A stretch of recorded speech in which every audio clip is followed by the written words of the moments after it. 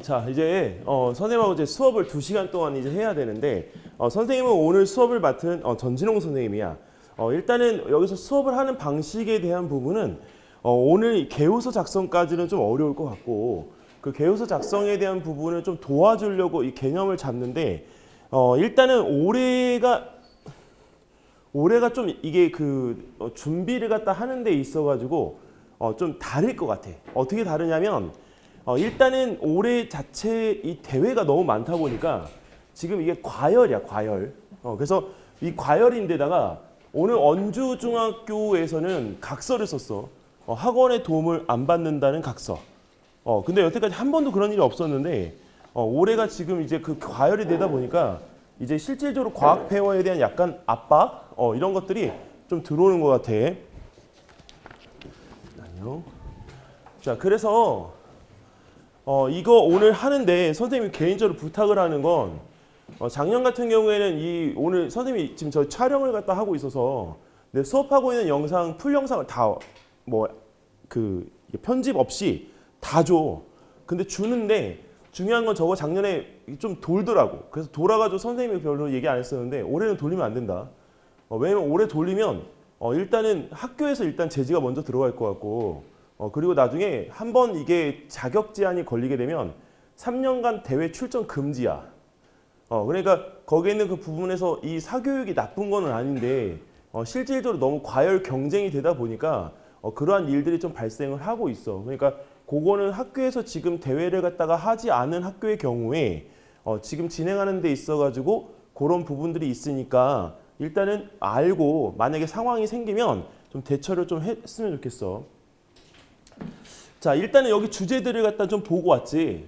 트리키의 지진인데 이거는 선생님이 그 12월 달하고 1월 달, 2월 달에 했던 이 과학 토론 대회에서 정확히 논제 가지고 수업을 했었어. 그래서 이 트리키의 지진 자체에 대한 부분에 대해서는 사실 그렇게 크게 어렵지 않게 개요서를 갖다 작성하는 거는 할 수가 있어. 근데 중요한 거는 다른 친구들도 그 개요서를 갖다가 쓸 때 같은 방향으로 같은 시각으로 눈을 볼 거란 말이지.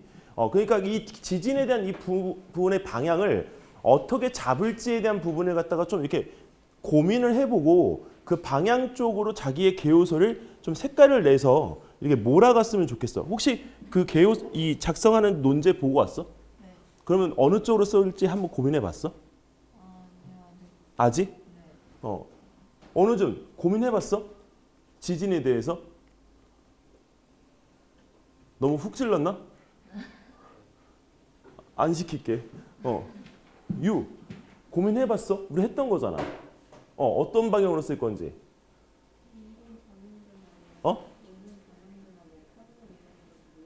아하.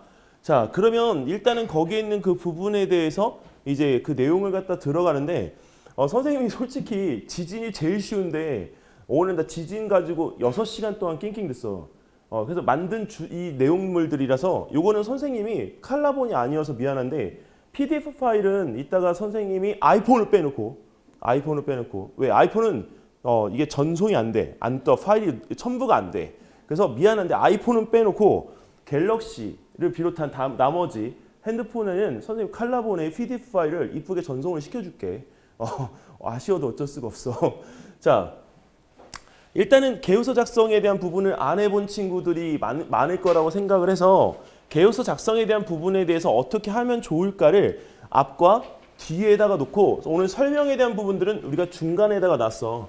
자, 그래서 이 개요서에 관련되어진 내용을 갖다가 일단 작성하는 방법, 그 다음에 우리가 팀을 갖다가 구성했을 때 친구들 간에 어떻게 전략을 갖다 짜면 좋을지에 대한 부분, 그리고 자료에 활용하고 관련 수업에 대한 방향 잡기까지 해서 딱 3부분으로 잡았어. 시간이 2시간으로 압축을 시킨 거는 진짜 빠듯하게 해도 딱 2시간 한 10분 정도, 20분 정도 걸리기 때문에 거기 있는 수업에서 안 놀고 한다는 조건으로 2시간 풀 수업을 잡은 거야.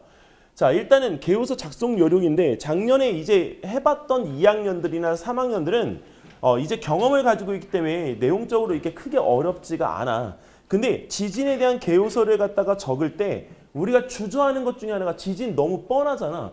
근데 뻔한데 그 지진이 발생하는 이유가 뭘까? 시연아.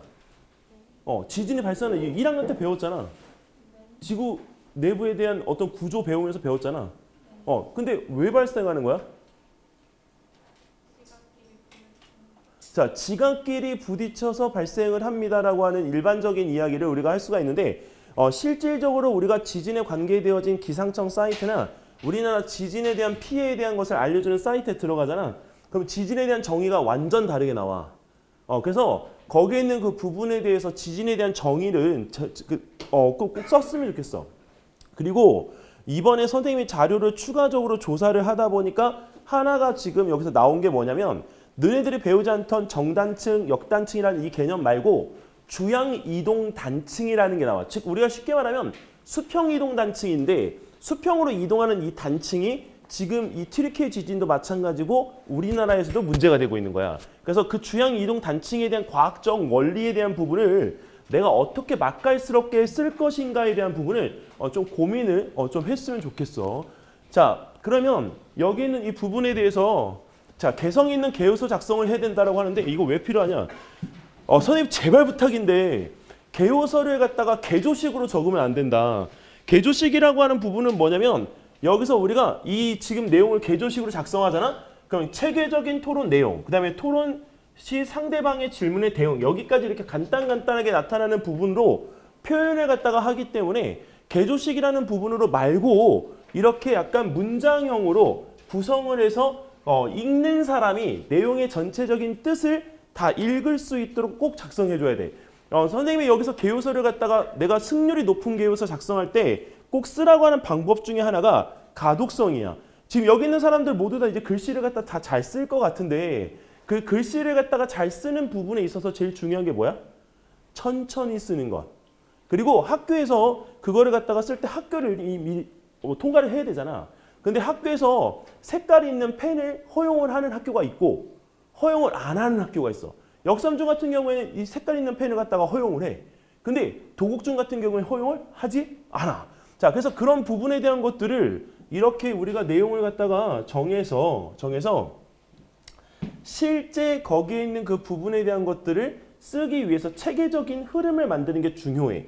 그래서 뒤에 가면은 서론, 본론, 결론에 대한 그 소제목들을 가지고 선생님이 안내를 할 텐데 그 체계적인 시스템을 만약에 너네들이 여기서 바꿔볼 거라면 이게 작성하기 전에 소제목의 흐름도를 갖다가 만들어 놓는 게 매우 중요해. 그래서 개요서를 갖다가 소제목만 딱 나열을 했을 때 그 목차만 가지고도 얘가 무슨 내용의 개요서를 갖다가 썼는지를 알 수 있을 정도로 소제목을 갖다가 적어줘야 된단 말이야. 소제목이 개요서 쓸 때 진짜 중요해. 왜 그러냐면 이 소제목은 굵은 글씨로도 쓸 수가 있고 밑줄도 글 수 있단 말이야. 그러니까 그 부분에 대한 것들을 강조해야 되는데 강조 포인트에 대한 부분을 대충 허술하게 그냥 사회적 반응, 뭐 지진에 대한 배경 이런 걸로 그냥 우리가 끝내면 어때?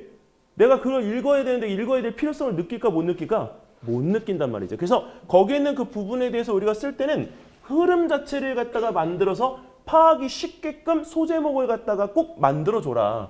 그리고 그 소제목에 대한 스타일은 본인이 가지고 있는 개성을 갖다가 그대로 입혀서 작성을 해도 충분히 인정이 된단 말이지. 자, 그리고 여기에서 개요서 작성을 할 때 선생님이 이 고민을 진짜 많이 하는 걸로 알고 있는데 이 지금 현재 2인 1조이기 때문에 작년처럼 한 명이서 서론, 본론, 결론을 다 쓰는 상황이 아니면 이제 고민이 될 수밖에 없단 말이에요. 왜? 나는 내가 서론 쓰고 싶고 어떤 친구는 나는 결론만 쓰고 싶어. 나는 분석을 못하니까 그 분석에 대한 부분을 못하면서 어떻게 하지? 나는 저 친구한테 좀 미루고 싶은데 이 친구도 본론이 쓰기가 싫네. 자, 그럴 때는 서론, 본론, 결론을 갖다가 누가 쓸 건가에 대한 부분을 딱 명확하게 정해야 돼. 이유는 둘이서 서론 쓰고 둘이서 본론 쓰고 둘이서 결론 쓰면 안 되는 이유가 시간이 너무 오래 걸려. 학교에서 이 쓰는 데 있어가지고 집에서 써가지고 받는 학교는 상관이 없어.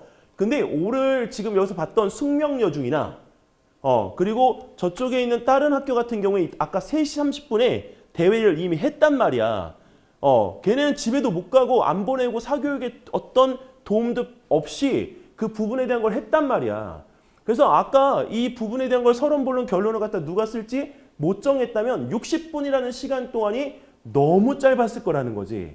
그래서 그 부분에서 서론, 본론, 결론을 자기가 쓸 때 좀 자기가 수시거나 이게 강한 인상을 갖다가 풍길 수 있는 글을 갖다가 많이 적는 사람은 서론을 갖다가 꼭 써줬으면 좋겠어. 왜? 항상 서론이라고 하는 이 부분에 대한 거는 어떻게 우리가 여기서 구성을 갖다 하느냐?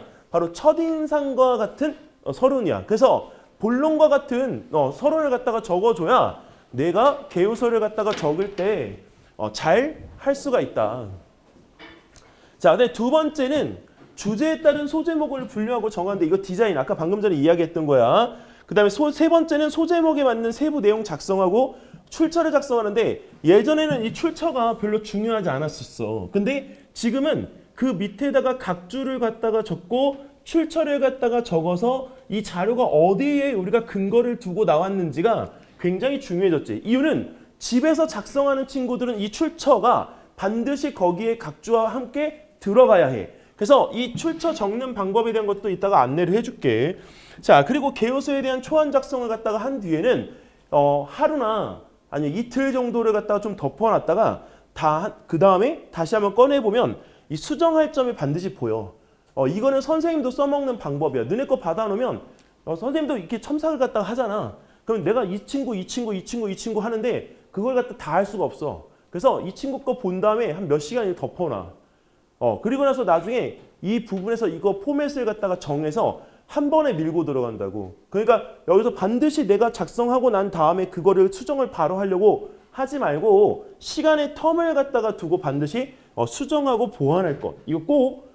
자, 그리고 이제 여기 있는 이 부분에서 역할이라고 하는 거는 본인들 스스로가 아까 이제 할 때 장점에 대한 부분들을 갖다가 어떻게 내가 이걸 잘 써먹을 것인가를 하는 거기 때문에 친구들끼리 아무리 잘한다고 하더라도 자신이 가지고 있는 장점에 대한 노출은 잘 안 하려고 그래. 옆에 있는 친구가 무슨 사탕 좋아하는지 알아? 모르지. 친구잖아. 근데 왜 몰라? 이 친구가 파스타를 좋아하면 투움바 파스타를 좋아하는지 아니면 크림 파스타를 좋아하는지 아니면 뭐 비올라를 좋아하는지 어떻게 알아? 관심이 없는 거야. 알아? 저 친구 키가 몇인지? 모르잖아. 내 몸무게를 알아?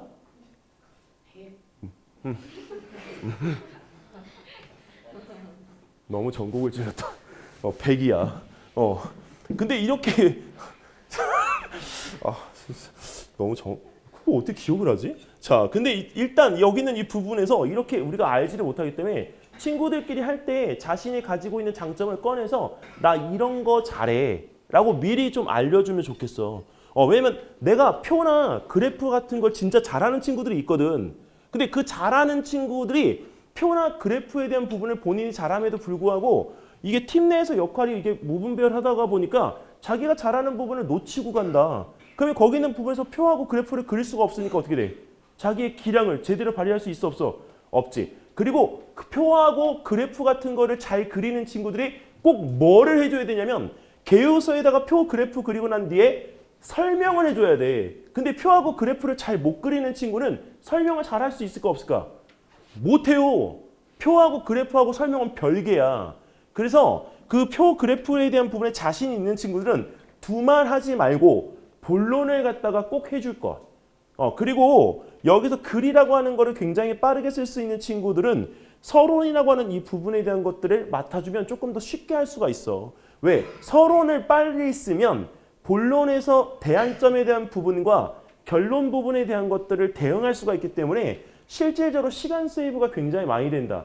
만약에 1시간이 주어지면 개요서 작성하는 데까지 선생님이 원하는 시간은 몇 분? 30분이야. 30분을 반드시 남겨야 돼. 왜? 만약에 2시간이면 거기서 1시간 정도의 시간은 써도 괜찮아. 근데 왜 시간을 갖다가 여기서 2분의 1을 남겨야 되냐면 발표를 시킨단 말이야. 발표를 시키면 발표문 작성해야 되잖아. 그리고 발표하면 나중에 거기서 질의응답하는 것도 준비를 해야 되잖아. 그렇기 때문에 30분이라는 시간에 대한 것을 압축시켜서 굉장히 몰두해서 써줘야 되니까 역할이 필요한 거야. 그래서 역할에 대한 이 부분들에 대한 것들을 할 땐 정말 자기가 잘하는 걸 먼저 꺼내서 나 이런 거 잘해라고 친구에게 꼭 이야기해 줄 것.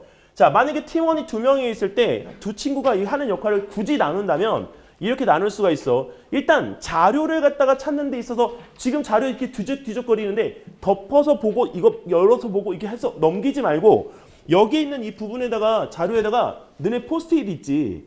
그 왜 색깔 같은 거 이 포스트잇 있잖아. 그걸로 옆에다가 라벨링을 해서 써줄 것. 이거는 너네들 한 친구들이 여기서 볼 때 금방금방 자료를 갖다 찾을 수가 있기 때문에 할 수가 있어. 근데 이거를 하려면 반드시 뭐가 있어야 되냐? 소제목에 뼈대가 있어야 돼. 왜? 자료를 갖다가 1번부터 100번까지 놓고 봤을 때 그 소제목의 뼈대 중에서 몇 번에다가 집어넣을지 번호를 써야 되잖아. 근데 만약에 여기서 서론에 갈 거 서론, 본론에 갈 거 본론 이렇게 해버리면 나중에 분류 작업을 다시 어떻게 해야 돼? 또 해야 되지. 그러니까 우리가 이중으로 일을 안 하려면 제일 먼저 뼈대부터 작성을 갖다가 꼭 해놓을 거. 알겠죠? 자, 그리고 이제 거기에서 우리 이 친구가 주제 관련한 서론을 갖다가 하면서 본인 스스로가 작성한 내용에 대해서 만약에 이런 부분에 대한 게 본론에 들어가야 된다라고 하면 본론의 순서에 상관하지 말고 개요서 본론에다가 여기 적상하고 있는 이 친구가 내용을 중간에다 껴 넣을 수 있도록 이걸 이야기를 해줘야 돼. 아, 선생님 순서 상관없나요? 순서 상관없어. 근데 여기서 이 본론에 들어가야 될 내용은 이 비교하고 거기 있는 현재 상황과 대안점까지 이제 나오면 되는 내용이기 때문에 실제로 이 본론에 대한 부분은 부담이 없다. 내용의 순서에 그렇게 연연하지 않아도 돼. 자, 그리고 나서 이제 나중에 결론을 갖다가 쓸 때, 즉 거기에 들어갈 주장과 기대 효과는 서로 간의 공동적인 의견을 갖다가 여기서 써도 충분히 작성이 가능한 내용들입니다. 그래서 여기서 이 팀원에 대한 역할을 갖다가 굳이 나누자고 한다면 이렇게 나눌 수 있다라고 하는 것을 꼭 알아두었으면 좋겠어. 자, 그럼 개요서 작성에 필요한 자료는 우리가 무엇이 필요한가? 자, 선생님이 여기서 이거 개요서 작성할 때 친구들이 지금 노트북 가지고 와서 태블릿 가지고 와서 이걸 찾을 거 아니야. 근데 찾는데 오늘 선생님이 주는 자료보다 더 좋은 자료가 있으면 좋겠지만 튀르키예 지진에 관련되어진 웬만한 일반적인 자료 말고 거기서 조금 특색 있는 자료들은 내가 다 찾았어. 단 뭐만 안 찾았냐면 논문에 대한 자료만 안 찾았어. 그래서 논문에 대한 자료는 왜 안 찾았냐면 튀르키예 지진 자체에 대한 부분이 우리나라 지진과 상당히 유사하기 때문에 거기에 있는 그 부분에서 우리가 발생되어진 지진이 우리나라에 올 피해에 대한 부분을 갖다가 걱정하는 것이 아니라 그 지진으로부터 우리나라가 어떤 대비를 갖다 할 건지에 대한 대안점과 주장을 갖다 볼 거라고 하는 생각이 있기 때문에 이 자료에 대한 부분들에 대해서 너무 연연해하지 않아도 괜찮아. 오늘 여기서 듣는 이 친구들이 지금 다 가서 개요서를 작성하면 개요서가 다 똑같을까? 다 달라. 생각들이 다르기 때문에. 그러니까 거기서 그 부분에서 똑같을까 봐 바꾸려고 이걸 틀어버리는 일이 없었으면 좋겠어. 자, 그리고 여기서 이 토론 주제에 대한 방향을 결정하고 나면 근거자료 찾는데 이 근거자료 찾을 때 여기서 진짜 꼭 고민해 봐야 될 거는 어느 한 방향에 대한 부분들보다 여기에 있는 이 지진에 대한 여러 가지 생각들을 갖다 꺼내놓고 이걸 해보면 어떨까 저걸 해보면 어떨까 해보는 게 좋아. 지진이 나오면 우리나라 지진 같은 경우에 제일 생각나는 지진이 무슨 지진이야? 경주 지진이지? 포항 지진 생각나? 제주에도 지진이 일어나는데 야 근데 너네들은 제주도에 놀러 가면 지진이 한 번이라도 경험해 본 적 있어? 없어? 혹시 경주에서 지진 경험해 본 사람? 어떤 경험을 했어? 땅이 출렁거렸어? 유진 어떤 경험을 했어? 선생님은 여기 대치동에 있는데 내 5층 건물에 있었는데 내가 몸이 밀리더라고 의자하고 같이. 건물이 이게 흔들거렸어. 근데 그 아시는 선생님의 자녀는 저쪽 앞에 아스팔트 위에 있는데 아스팔트가 어떻게 돼? 위로 올라오고 있어. 아이가 솟아오르고 있다고. 깜짝 놀래가지고 거기 가서 이렇게 받았는데 그 친구는 아직까지도 트라우마가 있어. 그래서 그런 부분에 대한 것들에 대한 것을 보고 지진에 대한 부분을 갖다가 이야기하는 것도 쉽지만 발생 원인 말고 지진에 대한 것을 극복을 어떻게 할 건가에 초점을 맞춘다면 지진에 대한 대응 방법에 초점을 맞춰야 돼. 그러면 전 세계적으로 우리가 지진에 대해서 어떻게 대비를 갖다 하고 있는지에 대한 그 기술적인 부분에서 초점이 맞춰진다면 개요서 내용 자체는 완전히 다르게 돼. 자, 그리고 여기서 이 자료를 갖다 너무 읽는 거에 초점을 맞추다 보면 실제로 이 자료가 너무 깊게 들어가서 앞뒤가 안 맞는 경우들이 많아. 그래서 전문적인 지식을 너무 많이 담으려고 하지 말고 근거 자료 위주와 그것에 대해서 내가 주장하고자 하는 부분을 갖다가 여기다 기재를 해주면 개요서는 정말 아름답게 적힐 수가 있어. 자, 그리고 이 체계적으로 정리해서 구성을 다진다라고 하는 거는 시간 제한이 있을 때에만 해당되는 이야기니까 이 부분에 대한 건 따로 신경 안 써도 괜찮아. 자, 그 다음에 출처 기록할 수 있는 자료들인데 이 출처가 아직 그 익숙하지 않은 친구들이 있어. 그래서 일단은 일반인, 그 다음에 특정인, 전문가, 그래서 뉴스나 기자 인터뷰 내용들은 출처 근거를 갖다가 빗대서 모두 다 기록할 수가 있어. 그래서 여기에는 이 내용을 갖다가 이렇게 적고 나서 거기에 있는 부분에 각주를 달면 거기에 출처를 갖다 적을 수 있도록 위 밑에 하단에 이 공간이 나타나. 그래서 그 공간에다가 이렇게 해서 우리가 출처하고 그 다음에 URL을 갖다가 적어줘도 상관이 없어요. 이거는. 자, 그래서 각주로 처리한 부분에 대한 것들을 근거로 남겨서 이 내용을 갖다가 우리가 조금 더 확실한 객관성이 확보되어지도록 우리 해주는 것이 관건이다. 자, 그리고 이제 이 객관성 있는 자료라고 하는 거 다른 거 필요 없고 표, 그래프, 통계 자료, 논문. 그래서 이 집에서 작성해 갈 때는 표하고 그래프와 통계 자료, 논문 그대로 갖다가 복사해서 붙여도 상관이 없는데 선생님이 조금 권하고 싶은 거는 논문과 통계 자료 같은 경우에는 그래프에 대한 해석 부분이 조금 다를 수 있잖아. 그래서 이걸 만약에 본인이 좀 읽어보고 바꿀 수가 있으면 그 통계 자료를 통해서 읽은 내용을 그래프로 한번 만들어 보면 좋을 것 같아. 그리고 여기서 그래프나 이런 것들이 없는 논문들이 있어. 그럼 그것들은 우리가 엑셀에다 대입을 해서 뭘로 만들면 돼? 그래프로 만들면 돼. 그래프로. 선생님도 오늘 아까 여기서 그 제시했던 그 개요서에 문제 상황에 나온 그래프들을 다시 다 입력해서 만들었어. 나는. 자, 그럼 중등부 주제에 대한 부분들을 갖다가 한번 살펴볼까? 여기에 이 함정이 하나가 있었는데 이 함정을 본 사람이 있는지 모르겠네. 자, 개요서 작성에 대한 부분의 1차는 여기까지 해서 내용을 갖다가 끝내고 자, 이제부터 주제에 관련되어진 부분의 내용을 선생님이 이제 설명을 좀 해줄게. 자, 일단 문제 상황이야. 문제 상황. 이 문제 상황에 대한 이 부분을 갖다 보면 우리가 터키라고 불리었던 트리키에 이쪽에 지진이 발생하는 지역들이 자, 여기에 지금 집중돼서 몰려 있어. 자, 근데 이 몰려 있는 이 부분에 우리가 알고 있겠지만 지진판, 우리가 지각판이라고 하는 게 몇 개가 여기 있어? 4개야, 4개. 우리나라 주변에 있는 판은 몇 개지? 2개. 무슨 판하고 무슨 판? 유라시아 판하고 또? 태평양판 또? 아니야, 3개야. 아니, 필리핀판. 우리가 7광구라고 불리우는 곳 밑에 거기에 우리가 필리핀판이 있어. 근데 이 필리핀판이 우리가 여기서 하나 중요한 역할을 갖다 하게 돼. 그래서 실제로 우리나라 구조하고 다른 건 우리나라는 지금 실제 일본이 가지고 있는 그 유라시아와 북태평양판의 경계에서 섭입형 경계라고 해서 이렇게 말려 들어가는 형태로 우리는 지각판이 형성이 돼 있어. 근데 여기에 있는 이 튀르키예는 여기 있는 이 부분에서 이게 교차하는 형태의 주양 이동 단층으로 되어 있어. 자, 근데 이 주양 이동 단층이 우리가 있는 곳이 또 한 군데가 있어, 얘들아. 어디냐면 바로 캘리포니아야. 그래서 캘리포니아에 있는 지역은 이 캘리포니아, 그다음에 선생님 미국 본토. 자, 그러면 여기는 이 부분이 나는 이쪽으로 가고 있는데 캘리포니아는 이렇게 가고 있어. 그래서 실질적으로 우리가 만약에 캘리포니아가 떨어져 나온다고 하는 가정하에 생기면 지구상에서 가장 큰 섬이 생길 수 있어. 근데 캘리포니아는 시간이 흐른 뒤에는 미국과는 별개로 떨어진다. 그게 잠정적인 그 모형의 변화의 결론이야. 캘리포니아가 지금은 사람이 살기가 굉장히 좋은 도시지만 앞으로는 지정학적으로 여기서 이게 분리가 되어져서 갈라지는 곳이야. 갈라지는 곳. 그래서 마다가스카보다 훨씬 큰 섬이 우리가 만들어질 수 있다는 게 이 지질학자들의 공통적인 의견이야.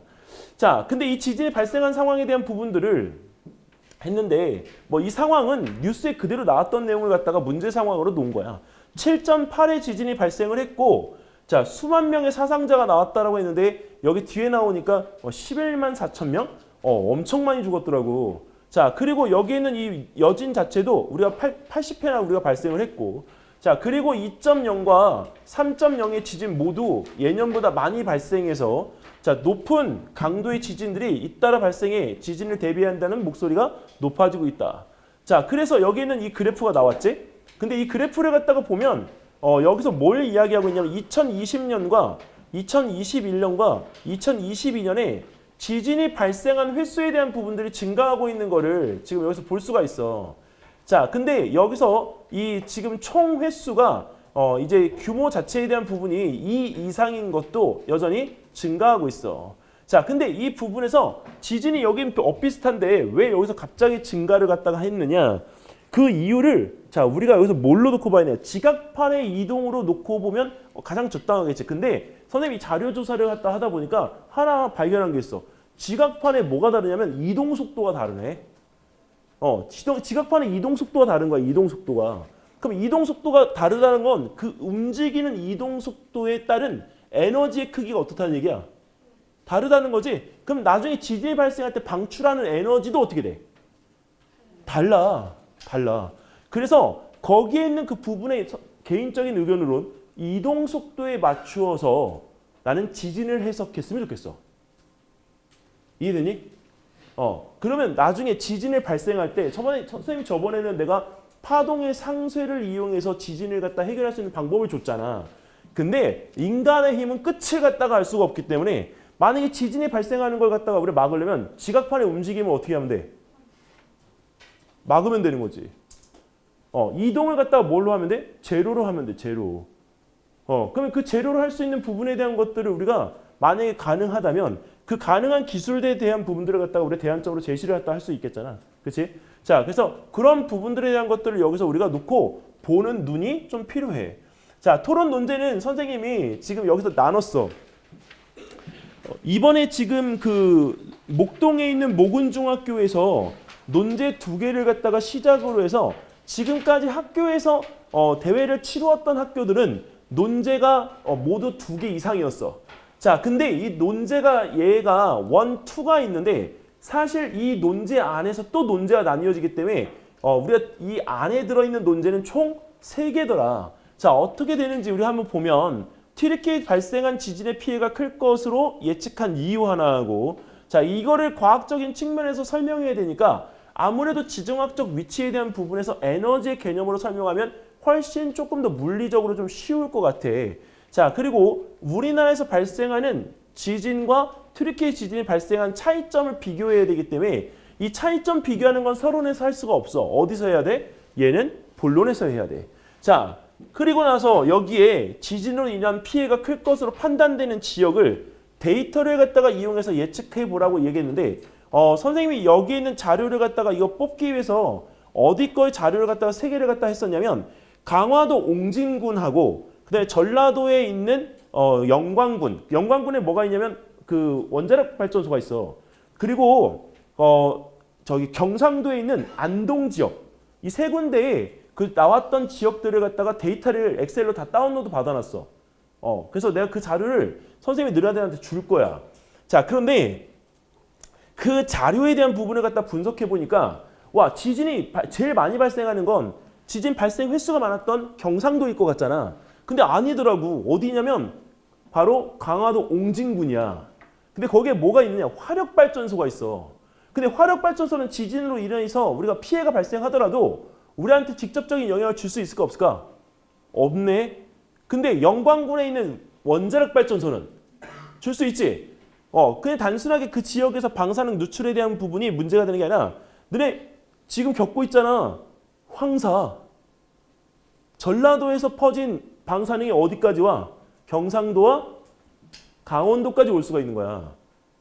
근데 우리가 참 무시하고 있는 것 중에 하나가 영광군에 있는 한빛 원자력 발전소는 한 번 멈췄다가 다시 재가동을 갖다가 한 발전소야. 근데 왜 멈췄냐면 진짜 끔찍한데 여기에는 이 부분에 구멍이 140곳이나 돼. 즉 이 항아리처럼 만든 원자력 발전소에 그 구멍이 140곳이나 된다고. 근데 구멍의 깊이가 얼마나 되냐? 1.5m나 돼. 그럼 언제 무너져도 이상하지가 않지. 자, 그래서 거기에 있는 부분에 대한 것 하나. 자, 그리고 또 하나는 안동에 있는 그 댐 두 군데가 있는데 우리나라 댐은 말이야, 얘들아. 콘크리트, 시멘트로 만든 댐이 아니야. 콘크리트 안에다가 모래를 갖다가 우리가 가두어서 만든 사력댐의 구조야. 근데 재미있는 건 화력발전소든 원자력발전소든 수력발전소든 어쩌면 그렇게 다 단층 위에다 만들었니? 지은 건축물 아래쪽에 뭐가 지나가? 이 갈라지는 단층대가 지나간다고. 그러면 그 단층대에 대한 부분들이 있는 거를 우리가 그때는 알았을까 몰랐을까? 몰랐어. 왜? 1950년대 이후로 우리나라는 국토에 대한 자원 개발에 대한 어떤 지질학적 조사도 단 한 번도 하지 않았어.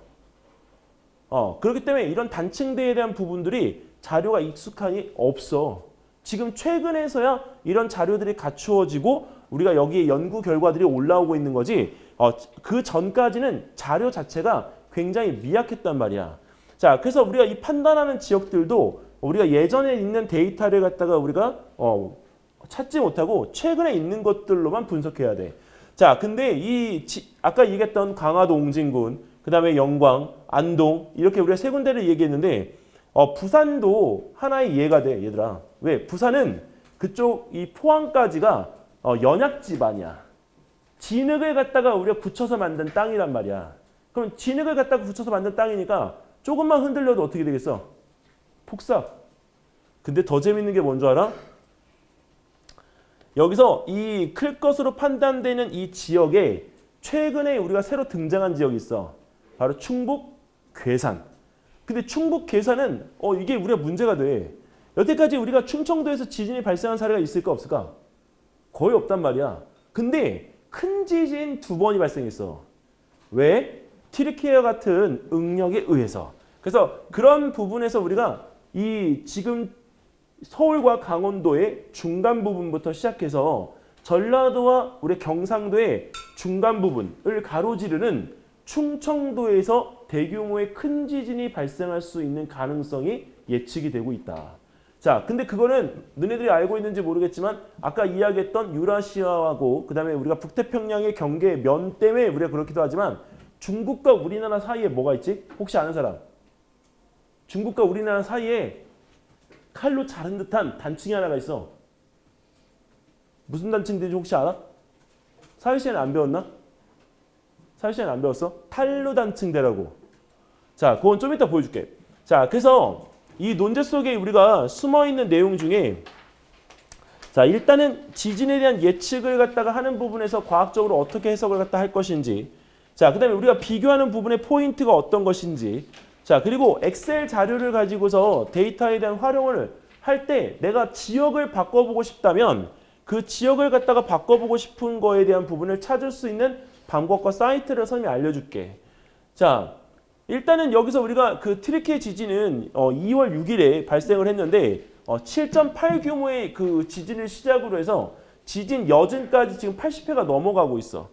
자, 여기 선생님이 조사했던 거는 지금 6만 7천 명이었는데 지금 최근에 올라온 지진의 그 사상자가 얼마냐면 바로 11만 5천 명 이상이야. 근데 11만 5천 명이 죽었던 이런 지진이 또 있냐? 있지. 어디에 있냐면 중국의 쓰촨성에서 발생한 대지진이라는 게 있어. 마을 하나가 다 땅속으로 꺼져 들어갔어. 마을 하나면 어느 정도냐면 대치동만큼. 그래서 몇만 명이 죽었냐면 25만 명이 죽는데 딱 1분 12초 걸렸어.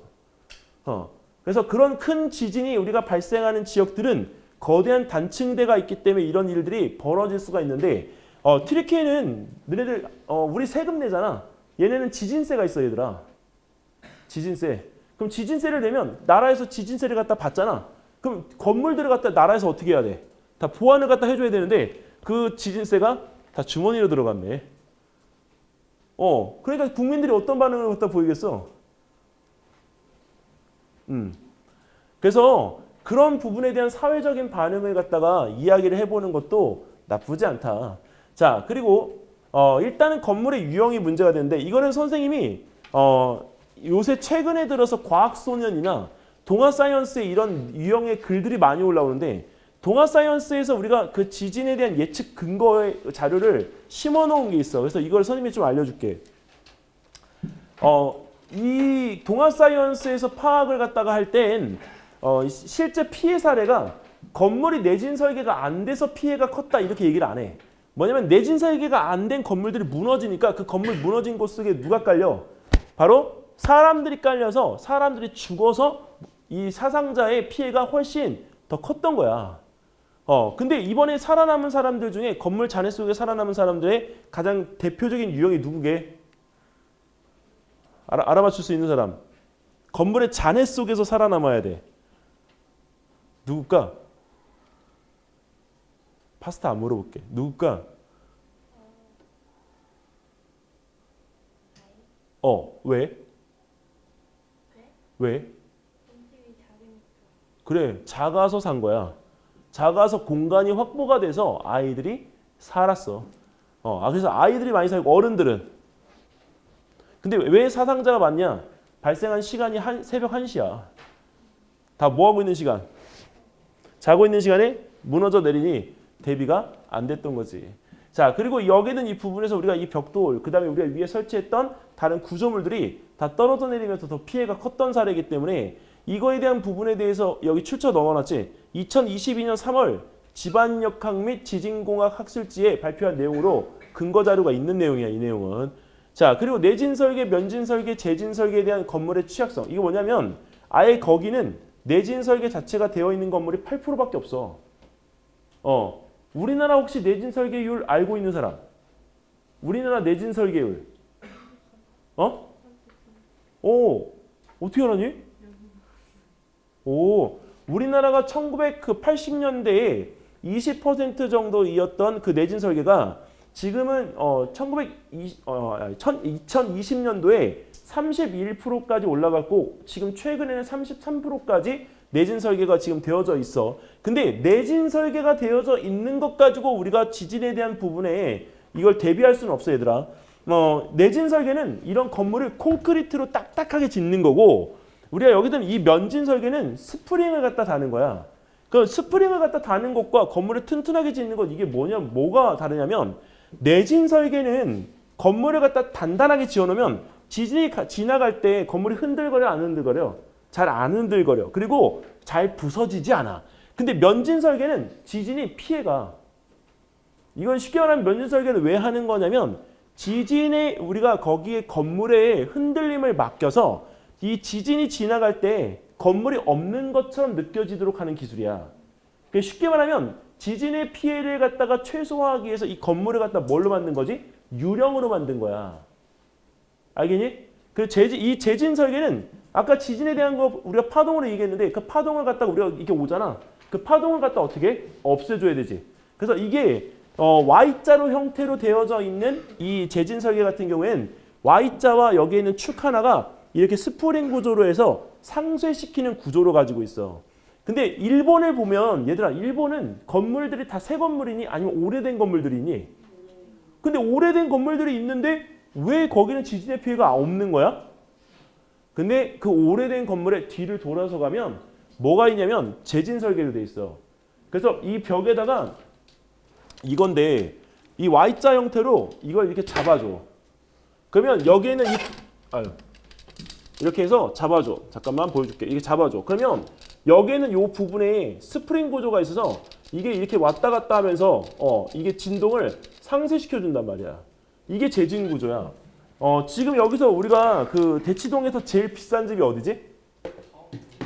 타워 필스 왜 비싸니? 누구야?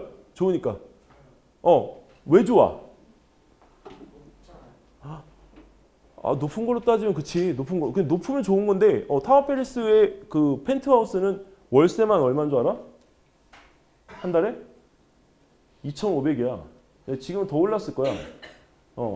근데 펜트하우스에 얘들아 좋은 장점이 하나가 있어. 펜트하우스 이런 문고리를 갖다가 바꿀 때 문고리 하나가 150만 원이다 이런 얘기가 있어.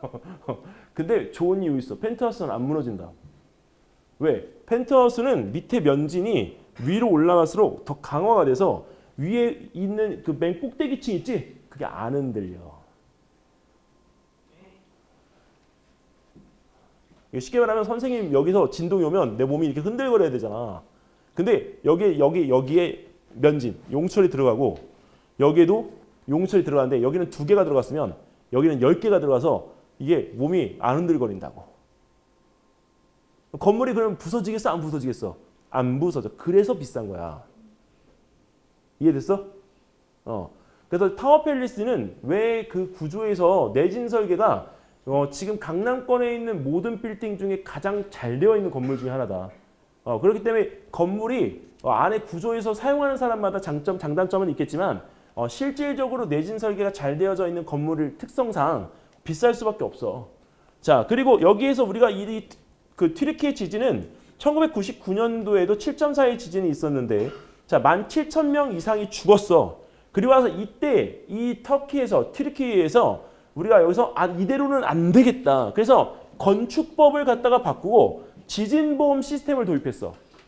이 사람들 나름대로 도입을 갖다가 한 사례인 거야. 근데 지진보험 시스템을 도입했는데 그 지진에 대해서 우리가 대비하고 있는 사람들 그 혜택을 봤어? 못 봤어? 못 봤지. 이게 무용지물이 된 거야. 그럼 만약에 너네들이 여기서 대안점을 갖다가 여기서 이야기할 때 이런 지진보험 시스템에 대한 부분들의 이야기를 개량한 것은 가능하겠지만 여기 있는 거 이거 아무도 누가 찾아본 적이 없어 얘들아.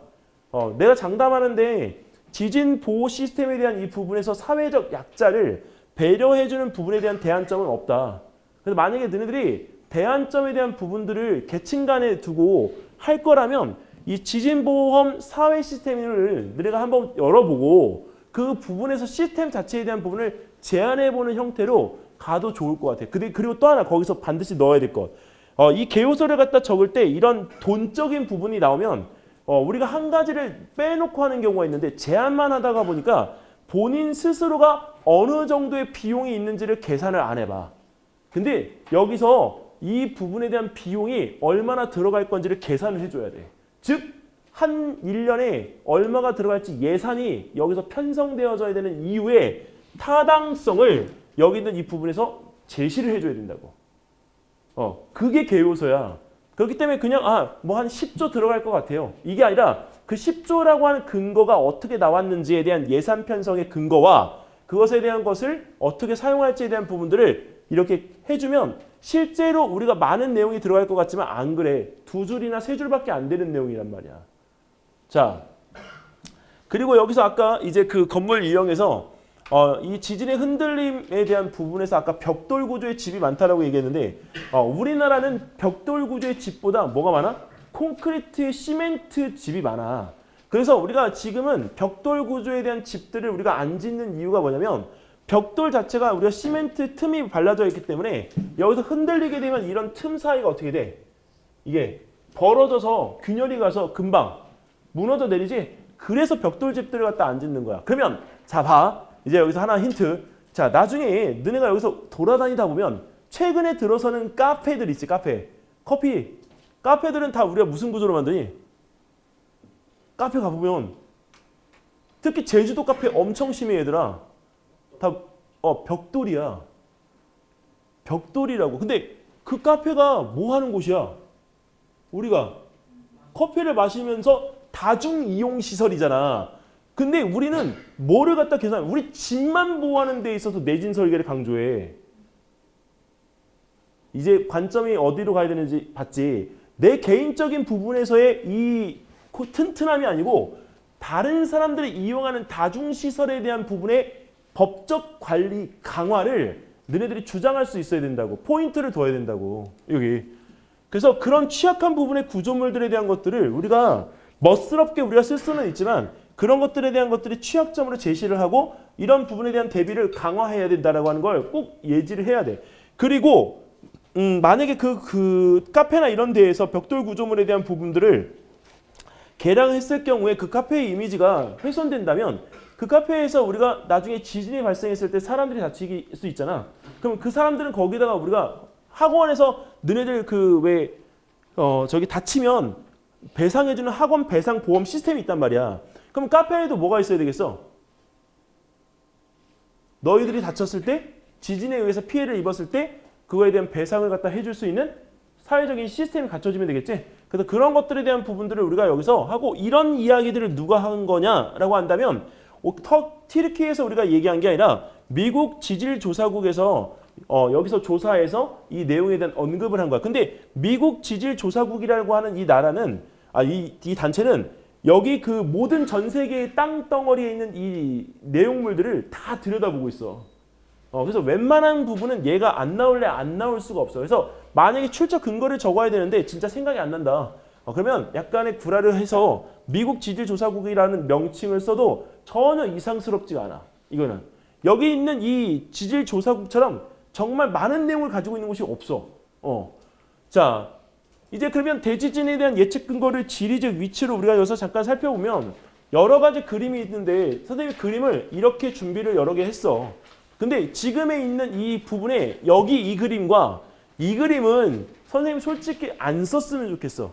나중에 이 그림을 쓰지 않았으면 좋겠다고 하는 이유는 얘는 지진이 발생한 1차 지역과 2차 지역에 대한 부분에 대해서 제시만 하고 있는 거지 여기에 어떤 내용도 담을 수가 없어. 그리고 여기 있는 이 부분은 피해 정도에 대한 부분만을 우리가 여기서 나타내고 있기 때문에 실제 지진의 피해를 입은 지역이 넓다라고 하는 것만 여기 있는 이 부분에서 우리가 알 수가 있어. 그리고 진앙, 즉 진원에서 우리가 위에 있는 지표의 근처 부분이 가장 피해가 크고 나머지 부분에 대한 것들은 피해가 우리가 거기서 거기. 자, 근데 이 지도를 갖다가 쓰게끔 되어지면 실제 우리가 설명하고자 하는 부분에 대한 근거를 갖다 제시할 수가 없기 때문에 선생님이 여기서 제시하는 이 지도 있지?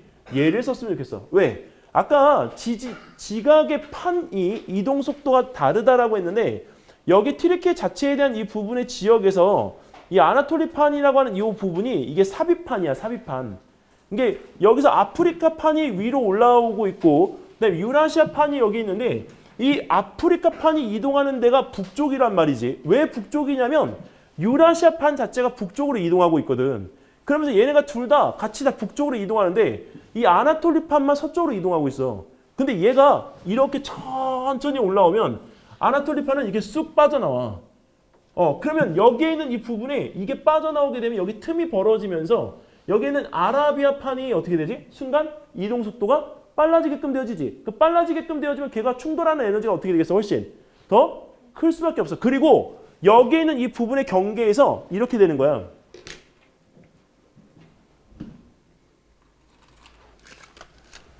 자, 여기 있는 이 부분이 있는데 이게 두 개야, 두 개.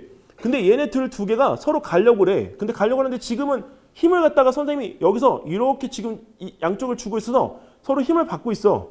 근데 힘을 더 주면 어떻게 될까? 힘을 더 주면 부러진 다음에 그냥 그 자리에서 뚝 떨어질까? 근데 잘 봐. 뭐를 보여주려고 하냐면 깜짝 놀랐구나. 자, 여기서 힘을 갖다가 여기서 줄게. 여기서 주면 아까 힘이 덜 들어간 거야. 근데 여기서 주면 어떻게 되는 봐봐. 어떻게 됐어? 한쪽만 부서졌지? 그것도 길이를 보면 아까보다 어떻게 되니? 더 많이 부서졌지? 그럼 얘가 힘을 더 많이 받았다는 얘기는 그만큼 피해가 어떻다는 얘기야? 더 크다는 이야기지? 그래서 응력에 의한 피해가 이 훨씬 더 큰 사례가 되어지는 게 바로 이 아나톨리판이야. 아까 충북 계산에 대한 이야기도 얘하고 똑같아. 자, 그래서 이 판 4개에 대한 경계 중에서 지진의 피해가 일어나는 곳은 이 3개의 판이 만나서 여기 힘을 갖다가 받는 요 경계, 단층대야, 단층대. 자, 그래서 여기에는 이 부분에서 선생님이 정리해 놓은 것 중에 여기에는 이 부분의 속도 차이에 대한 부분을 이렇게 명기를 해놨고, 자, 그 다음에 판과 판 사이에 일어나는 대륙 간의 마찰 부분과 그다음에 여기서 진원까지의 그 깊이가 깊지 않고 얕은 것도 하나의 이유가 됐었어. 자, 그리고 이제 여기 있는 이 부분에서 주양 이동 단층에 대한 이야기를 했었는데 주양 이동 단층에 대한 이야기는 잠깐 선생님이 여기서 좀 해줄게. 이 주양 이동 단층은 원래는 우리가 이것에 대한 이야기를 할 때 얘를 갖다가 보존형 경계라고 그래. 왜 보존형 경계라고 하냐면 이 단층 A와 단층 B가 있을 때 얘네들은 이동하면서 마찰을 일으키고 진동을 발생시켜서 그 에너지를 갖다가 지표에 전달하는 게 바로 지진이지만 이제 실질적으로 여기서 단층이 이동하면서 이 땅들의 모양이 변해 안 변해? 안 변해. 그래서 보존형 경계야. 자, 근데 이 부분에서 이런 이 주양 이동 단층이 제주도에서도 일어났지만 우리나라 주양 이동단층의 가장 대표적인 사례는 백령도야 얘들아. 백령도 지진 진짜 많이 발생하는 데거든. 근데 그 백령도에서 이런 주양 이동단층이 계속적으로 일어나고 있기 때문에 지금 우리가 여기서 수업하고 있는 이 시간에도 거기는 지진이 발생하고 있어. 자, 여기서 주양 이동단층으로 인한 지진이 발생하려면 어떻게 되는지 한번 보면, 자, 단층이 여기 있잖아, 단층. 자, 그리고 단층에서 양쪽으로 이제 우리가 서로 다른 방향으로 가는데 왜 주양이라고 하냐면 너네 우리 그 지구과학에서 진북이라는 표현을 갖다 쓰지. 그 진북에 대해서 여기 있는 이 기준선을 갖다가 향해서 가게 되어지는 방향을 우리가 주양이라고 그래. 근데 주향하고 평행하다라고 하는 건 위로 올라갈 수도 있고 밑으로 내려올 수도 있는 거잖아. 그래서 진북에 대해서 평행하게 움직이기 때문에 이 주양 이동단층이라는 표현을 갖다 쓴다고. 그래서 아까 우리가 북쪽으로 이동하는 부분에 대한 이야기를 한 거야. 자, 그리고 여기서 이 부분에 마찰이 발생하게 됐을 때 이게 걸려가지고 어느 정도 이게 힘을 갖다가 응축하고 있다가 터지게 되어지는 경우 실질적으로 우리가 받는 마찰에 의한 응력이 훨씬 강해지기 때문에 피해도 더 커지게끔 되는 거야. 이 그림은 우리 한국에서 쓴 게 아니고 여기 BBC에서 이게 제공한 그림이야. 단지 우리가 이것을 여기 있는 이 부분에서 풀어놓은 것뿐이지. 자, 백령도 부근에서도 우리가 주양 이동 단층이 있다라고 하는 거 이거 어디서 볼 수 있니? 기상청에 들어가면. 자, 이번엔 두 번째. 우리나라 지진하고 그 다음에 튀르키예 지진에 대한 우리 차이점을 갖다 비교하면 좋은데, 자, 선생님 여기 지금까지 지금 설명한 것 중에 한번 물어볼게. 만약에 우리하고 튀르키예하고 지진을 갖다 비교를 하면 어떤 포인트에서 우리가 지진을 갖다 비교하면 좋을까? 단층 구조, 또 다른 거. 지진을 갖다가 우리가 비교하면 어떤 걸 비교하면 좋을까? 괴롭지? 좀만 참어. 1시간 남았어. 자, 어떤 걸 비교하면 좋을까? 어떤 거? 장? 어떤 걸 비교하면 좋을까?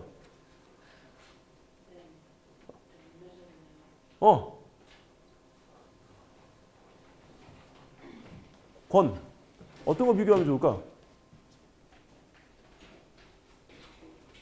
없어? 왜 어떤 걸 비교하면 좋을까? 왜 나한테 질문해? 이런 표정이야. 준우야, 어떤 거 비교하면 좋을까? 그냥 내가 말해? 야, 너무 박한 거 아니냐? 아무도 안 할 것 같으니까 내가 얘기하는 게 있어. 어떤 거 비교하면 좋을까? 도와줘 빨리. 응?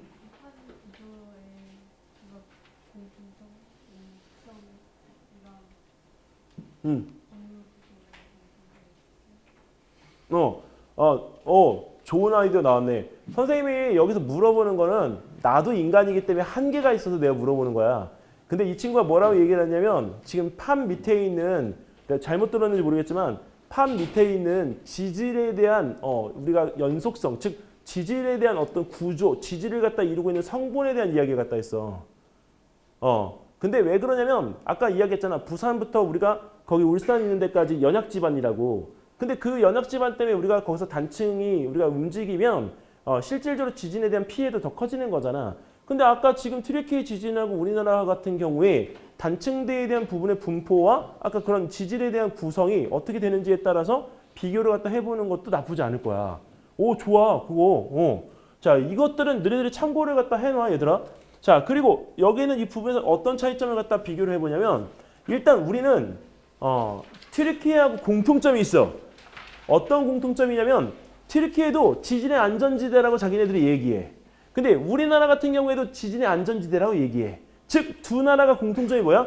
안전불감증. 그리고 그 안전불감증에 대한 부분에서 이 지진을 대비하는 속도가 다른 나라에 비해서 빠르지 않아. 그리고 관측에 대한 부분에 대해서 우리가 이야기하는데 관측에 대한 것들을 알리지도 않아. 그래서 이 부분에 대한 것들의 공통점을 통해서 우리가 어떤 것들을 갖다 비교하느냐. 방금 전에 얘기했던 것처럼 판의 종류하고 우리의 판의 위치, 그리고 연간 발생에 대한 빈도, 그리고 지진 대응 관련 시스템에 대한 비교들을 하는데 이 세 개 중에서 우리가 그래도 중요한 거를 갖다가 딱 하나를 선생님이 여기서 꼽는다면 나는 얘야, 얘. 1번. 왜냐면 우리가 판의 경계에서 선생님 뭐 판의 종류가 왜 중요해요? 이렇게 물어보는데 아까 이야기했잖아. 튀르키예 지진에서 4개의 판이 움직이는 방향이 중요하다고. 아까 그 우리나라에서도 아까 이야기했던 유라시아판과 북태평양판과 필리핀판인데 유라시아판은 이렇게 와. 그다음에 태평양판은 이렇게 와. 근데 필리핀판은 이렇게 온단 말이야. 그러니까 일본이 어떻게 돼? 맨날 지진이지. 근데 일본이 지진이 많이 발생하는 이유가 뭘까? 일본이 지진이 많이 발생하는 이유. 판의 근처에 있기 때문에? 근데 우리 이런 표현 쓰잖아. 일본은 침몰한다. 왜 침몰하는 거야, 일본? 일어났다. 자, 다시 한번 뭐라고? 학원이 바다니까? 사방이 바다니까. 그럼 우리나라는 삼면이 바다인데? 그 얘기는 무슨 얘기냐면 우리나라가 여기서 삼면이 바다기 때문에 땡가 가면 떨어진다는 얘기야. 누구 얘기해 볼 수 있는 사람? 자, 뭔가 하려고 그래. 친구가 이렇게 말을 했을 때 보완해 줘야 돼. 팀이잖아. 빨리 말을 할 수 있는 기회야. 아까처럼 파스타 이렇게 하지 말고 빨리. 누가 충돌해?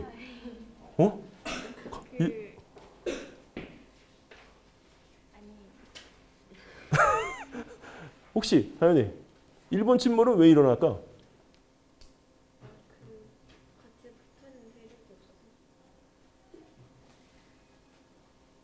붙어 있는 대륙이 없어서 저희 대청 일본 왜 침몰하니?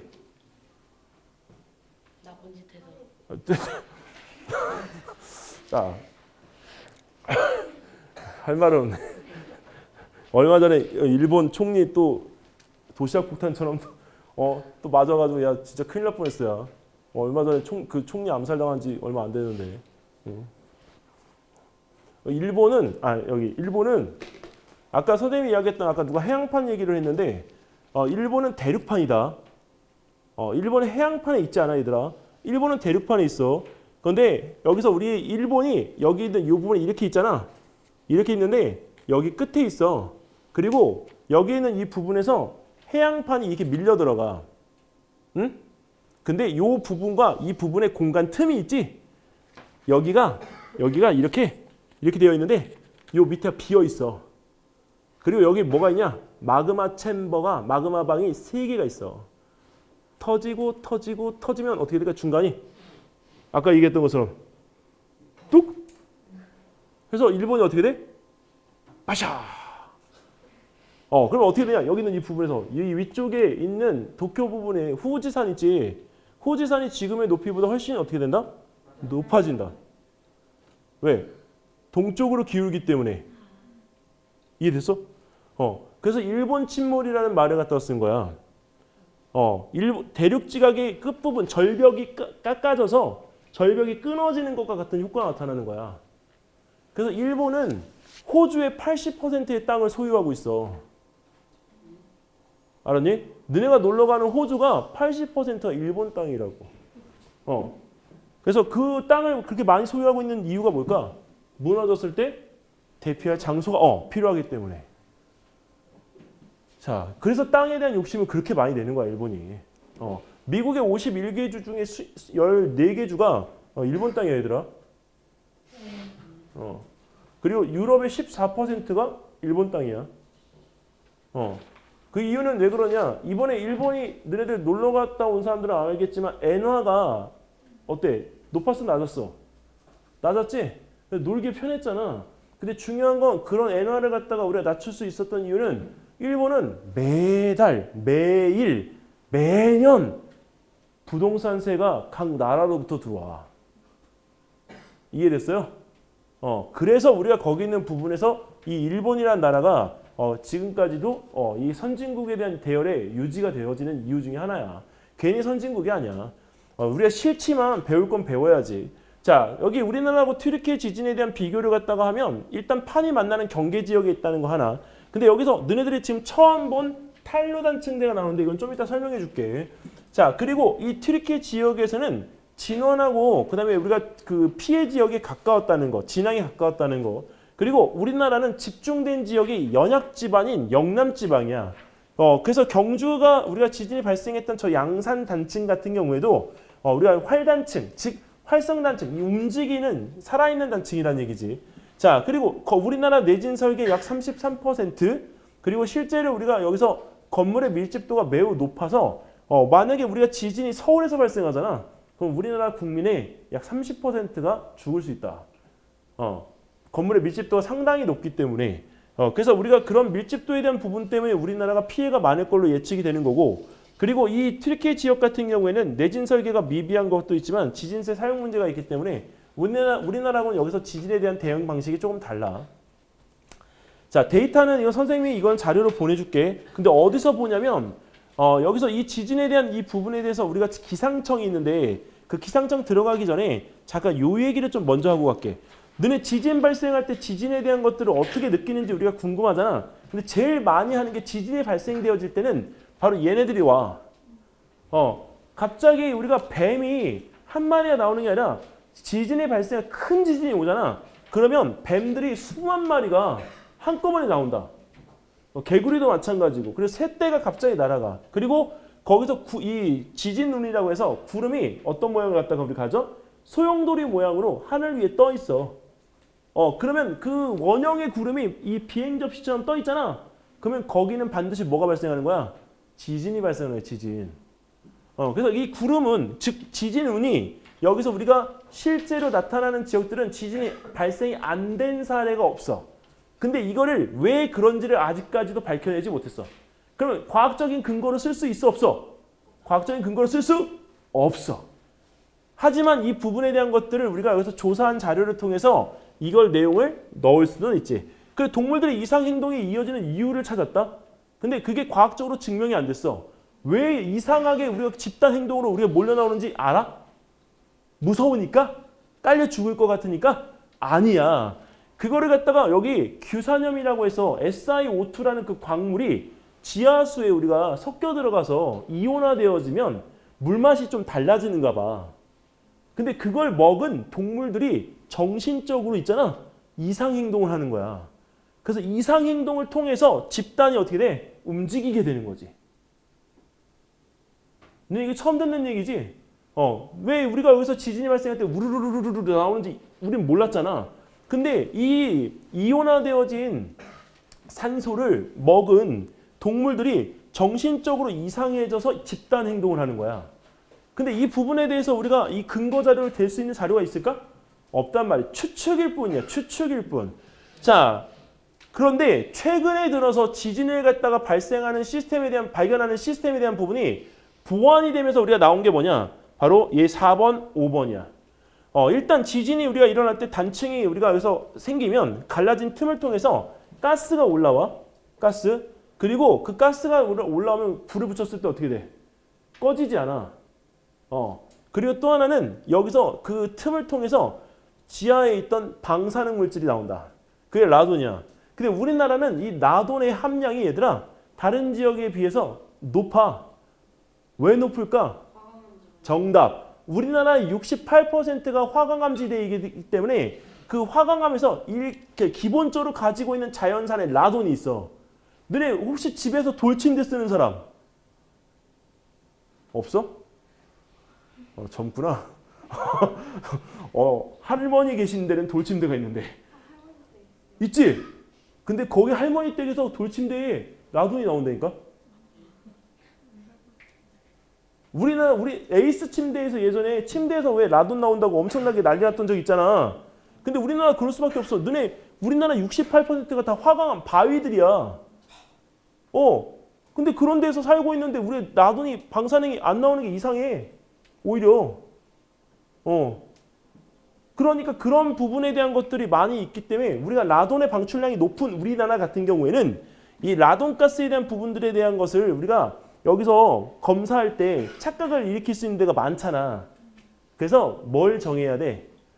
라돈가스를 우리가 지진의 검출 시스템으로 쓸 때는 검출량에 제한을 둬야 돼. 알았니?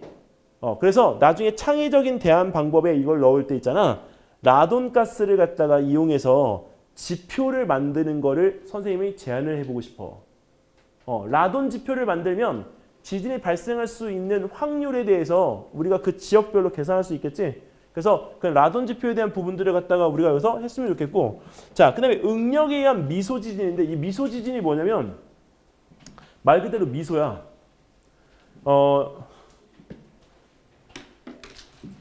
자, 여기 이거 다시 요건데, 아까 이게 너네들 이거 힘 주면 이게 휘어지는 게 보여? 이거 보여? 아, 거짓말하네. 누가 약간 이었어요? 이거 원래 이거 휜다. 이거 휘어. 휘는데 이 휘는 게 너무 짧아가지고 이게 보여 안 보여? 안 보여. 네 눈은 무슨 천리안이니? 자, 이게 보인단 말이야? 자, 근데 이게 만약에 이렇게 휘면 우리가 마치 뭐 하고 있는 것 같아? 웃는 것 같지? 그래서 미소 지진이야. 알았니? 근데 이게 이렇게 돼서 이렇게 부러지면 이게 바로 뭐야? 여기에 잠재되어져 있던 에너지가 방출되는 거잖아. 응력이야, 응력. 그래서 응력에 의한 미소 지진이 요새는 최근에 들어서 나타나는 일반 지진인 거지. 이거. 자, 혹시 여기 있는 이 부분에 대해서 우리가 이 전조 현상에 대해서 다른 것들에 대한 아이디어나 다른 생각이 있는 사람 혹시? 이거 자기가 찾아본 자료 중에서 없어? 없어? 다 자는 거야? 없어? 호주는 없어? 아직도 졸리다고? 안 졸려요. 안 졸리다고? 혹시 없어? 너의 눈에는 동공지진이 일어나고 있어. 자, 다른 거 전조현상 또 밝힐 거 없을까? 없어? 유진아 없어? 없을까? 어디? 야, 어디 아이디어 없어? 아이디어? 없어?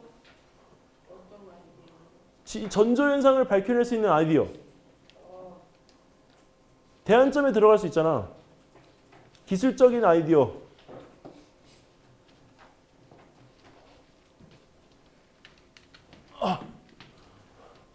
자, 여기다가 혹시 거기다 아직 적고 있는 사람이 있으면 우리가 작년에 할 때 선생님이 산불을 할 때 뭐라 했냐면 메타를 했어. 메타버스.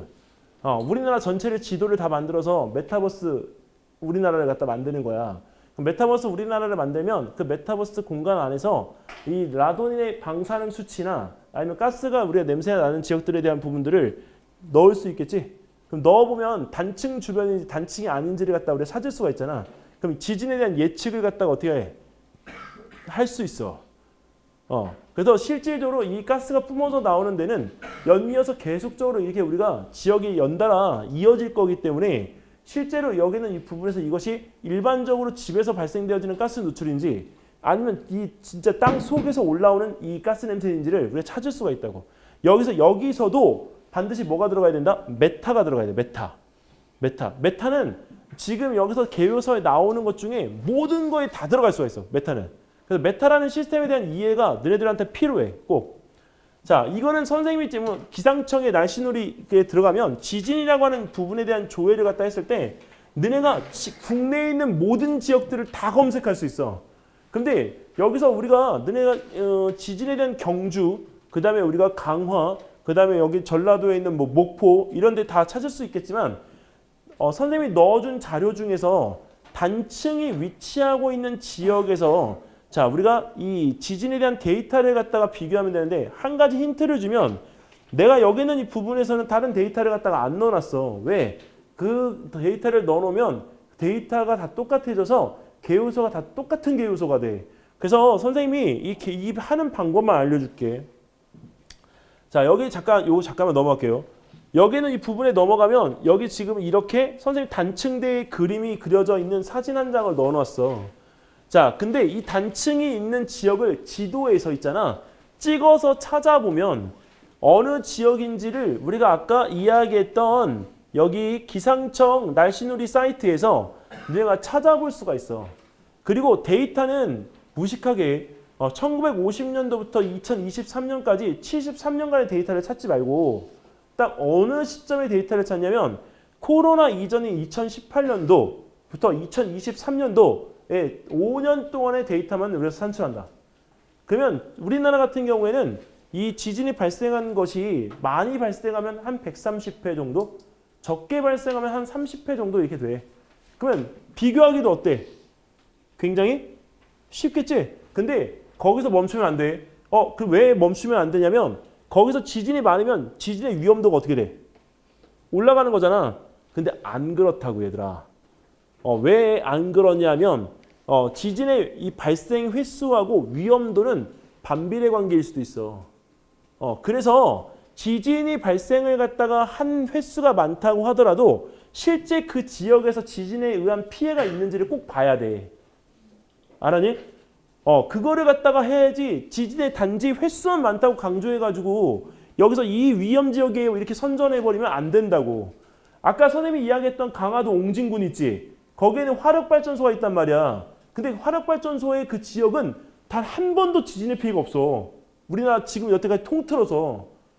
그럼 거기는 지진의 피해가 없으니까 거기에다가 근데 지진의 발생 횟수가 192회나 돼. 5년 동안에. 다른 곳에 5배나 된단 말이야. 그럼 위험지역이라고 선포할 수 있나? 아닌 거야. 그래서 그런 사례에 대한 부분들에 대해서 우리가 오히려 조사를 해보고 아닌 건 아니다라고 얘기를 해주고 오히려 아까 이야기했던 그 안동에 있는 사력댐 근처에 있는 이 지역들은 오히려 문제가 돼. 왜? 사력댐이 물이 넘치거나 아니면 지진대 단층이 있으니까 단층이 우리가 작용을 해서 이 댐 자체가 무너지잖아? 그러면 아까 강화도 옹진군은 3만 명밖에 안 된단 말이야. 근데 안동 지역의 그 밑에 있는 마을은 25만 명이야. 그리고 물의 높이가 몇 미터까지 올라가냐면 5미터까지 올라가. 5미터면 우리가 아파트 높이를 몇 층인 줄 알아? 2층에서 3층이야. 잠긴다고. 잠긴다고. 그러니까 거기에 있는 그 부분에서 우리가 이거 할 때 이런 지역에 대한 선정을 갖다가 하려면 어느 지역, 많은 지역과 많이 아니야. 오히려 지진에 우리가 피해가 없는 지역을 너네가 인터넷 이런 자료를 찾을 수 있잖아. 그 지역 하나를 여기서 꼽아. 그리고 지진이 우리가 여태까지 많이 발생한 지역이 있을 거 아니야. 그 지역을 하나 꼽아. 그래서 딱 2개만 비교해도 괜찮아. 이해됐어? 엑셀 자료 비교하는 건 뭘로 비교하면 돼? 그래프. 그리고 엑셀에서는 반드시 꼭 넣어야 될 값 중에 하나가 엑셀을 쓰는 이유가 평균값을 꼭 이용해야 된다. 평균값 알려줬어. 평균값을 꼭 이용해야 돼.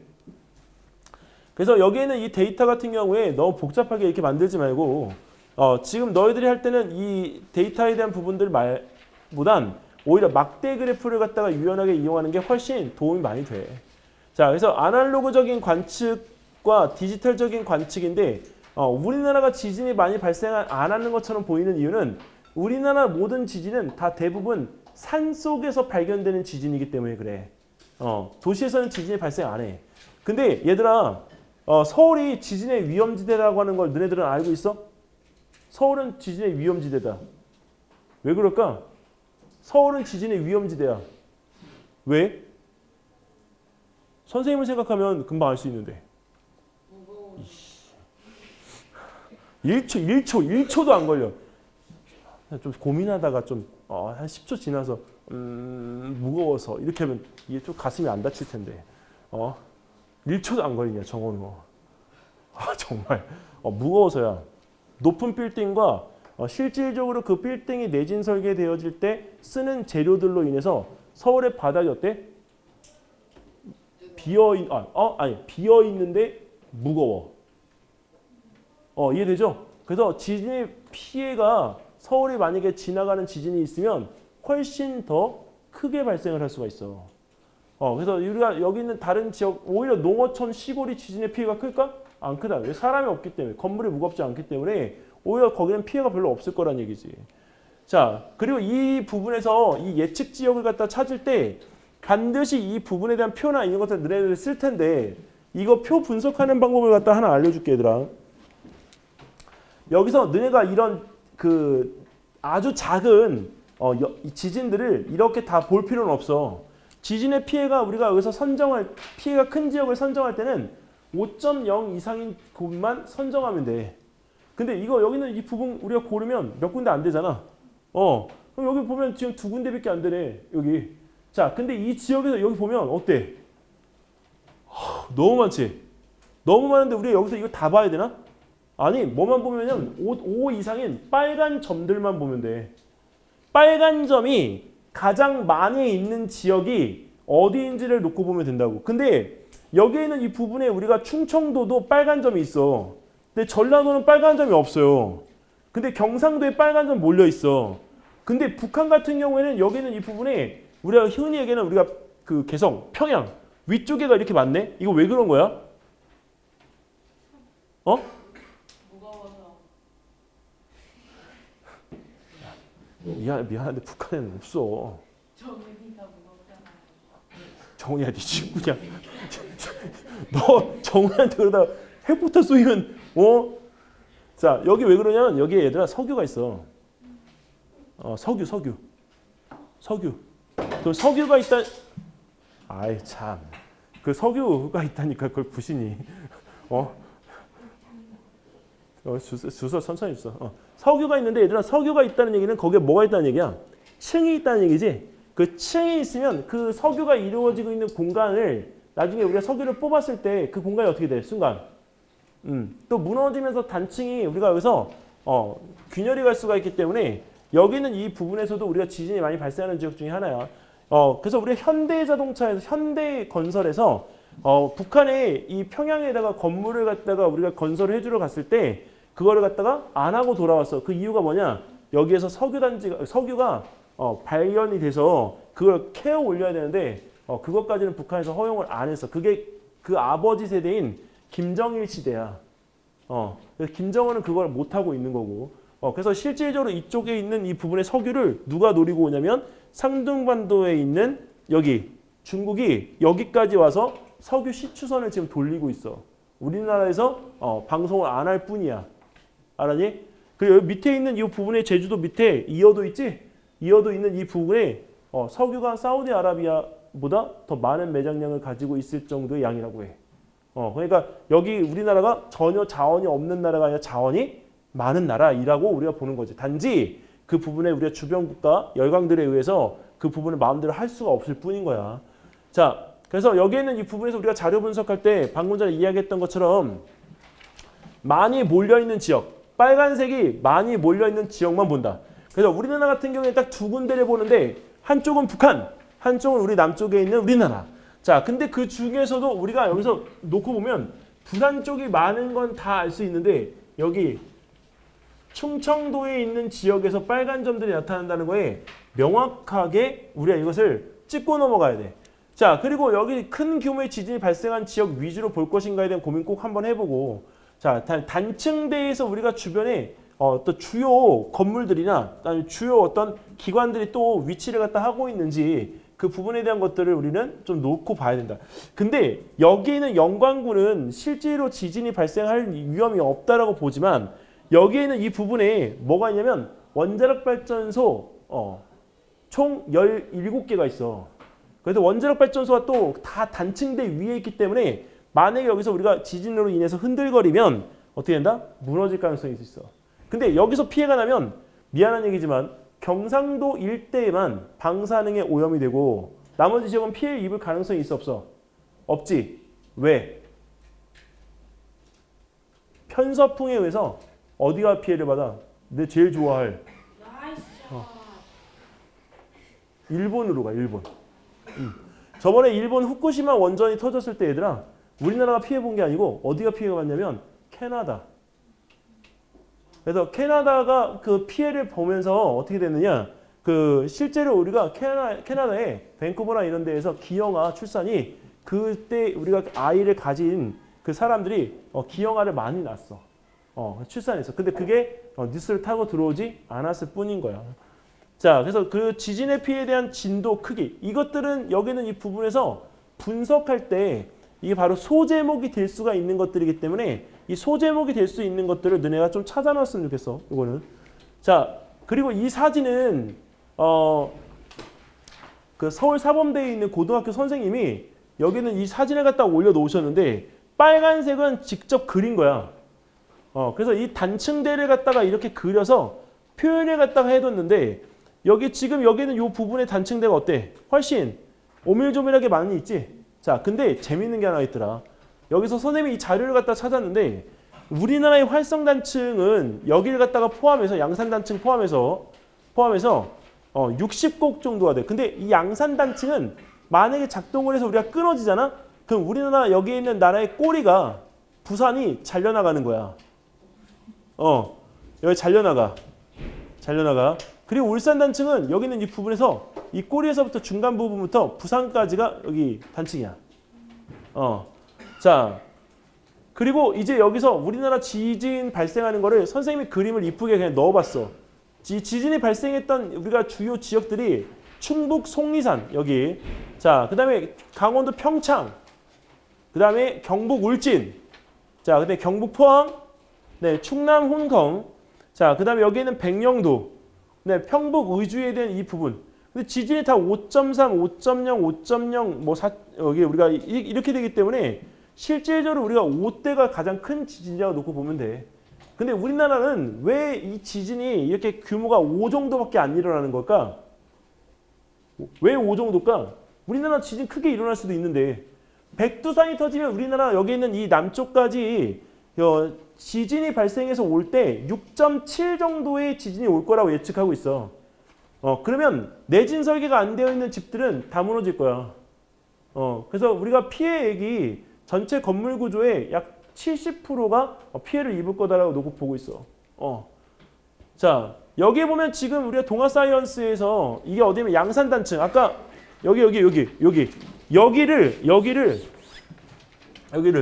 자, 이렇게 지금 지질학적으로 분석한 내용인데 이때 우리가 약 2300만 년 전에 여기서 동해를 갖다가 우리 확장시키는 힘이라고 하니까 아무래도 여기는 유라시아판과 북태평양판이 막 마주쳤을 때지. 자, 근데 이 부분에서 여기 정단층이 형성이 됐어. 정단층이 형성된다는 이야기는 이 부분에서 이게 미끄러져 내려오는 거야. 자연스럽게. 자, 그런데 여기에 있는 이 부분에 시간이 지나서 1000만 년이 지나서 여기는 이 부분이 벌어졌던 이 구조가 어떻게 됐어? 다시 메꿔졌지? 압력이 가해지면서 밀도가 어떻게 됐어? 높아졌어. 그리고 여기는 이 부분에서 필리핀판이 우리가 등장하면서 이 가하는 압축이 어떻게 됐어? 훨씬 더 커진 거야. 자, 그리고 나서 이제 우리가 마지막에 이 500만 년 전에는 이 압축에 의해서 밀려 올라가게끔 되어지니까 미끄러져 내려오던 것이 다시 밀려 올라가서 이러한 형태의 구조물을 갖다 우리 만들게끔 되어진 거야. 그러니까 지금은 맨 처음엔 봐봐. 정단층이 형성이 됐다가 미끄러져 내려왔어. 근데 다시 힘이 가해지면서 얘를 어떻게 했어? 밀어 올린 거야. 근데 그게 다시 미끄러져 내려오면 지진이 어떻게 되겠니? 다시 발생하겠지? 그러니까 얘는 오르고 내리고 하는 이 부분에 대한 것들이 반복되어지는 거를 여기서 계속 우리가 할 수밖에 없는 형태인 거지. 그래서 우리 부산이나 대구나 울산이나 경주 이런 지역들은 이런 단층에 의해서 우리가 작용을 하는데 그 시간적인 부분의 여력이 계속적으로 우리가 되는 게 아니라 오랫동안 유지가 되어지는 형태를 갖다 띄고 있기 때문에 이게 가능해. 근데 이게 왜 이렇게 가능하냐? 바로 얘 때문이야. 충북 괴산에서 발생한 바로 응력에 의한 지진 때문에. 자, 이 응력이 왜 이렇게 우리가 중요하냐? 바로 얘 때문이지. 자, 너네 여기에는 이 부분에서 아까 이야기했던 자, 유라시아판과 그 다음에 여기에 있는 이 북태평양판이 얘네가 서로 교차해서 만나는데 이 밑에는 여기 보는 것처럼 필리핀판이 여기 위로 올라오고 있어, 얘들아. 자, 그리고 양산단층과 그 다음에 여기 대한해협 단층이 있는데 요 구조 사이에 있는 요 부분을 잘 보면 아까 우리가 봤던 어디하고 똑같아? 트리케이에서 우리가 서쪽으로 오던 얍사비 단층 있잖아. 이번에 지진 난데 그 단층의 모양하고 우리 똑같지. 단 얘는 움직여 안 움직여? 안 움직여. 그냥 아까 아나톨리판은 움직였단 말이야. 얘는 안 움직여. 찡겨가지고 움직이지 않아. 그리고 너네가 알고 있는 것 중에 제일 이제 겁먹어야 될 것 중에 하나가 우리나라하고 중국 사이에 이게 지금 단층대야. 우리나라보다 어때? 단층대가. 더 크지? 중국에서 우리가 떨어져 나와도 전혀 이상하지가 않을 정도로 이 단층대 때문에 우리가 뭐가 폭발을 갖다가 할 예정이냐면 백두산이 폭발할 예정이야. 그래서 이 단층대에 대한 부분이 주양 이동 단층을 해서 서로 교차를 갖다 하는데 자 지금 얘는 여기는 이 부분에 밑으로 와 얘는 위로 와. 근데 이쪽과 이쪽 모두 다 뭐야? 대륙판이야. 대륙판은 서로 밀도가 똑같기 때문에 여기는 이 부분에서 이렇게 위로 밀려오는 일이 있어 없어? 없단 말이야. 근데 밀려 올라오고 있지.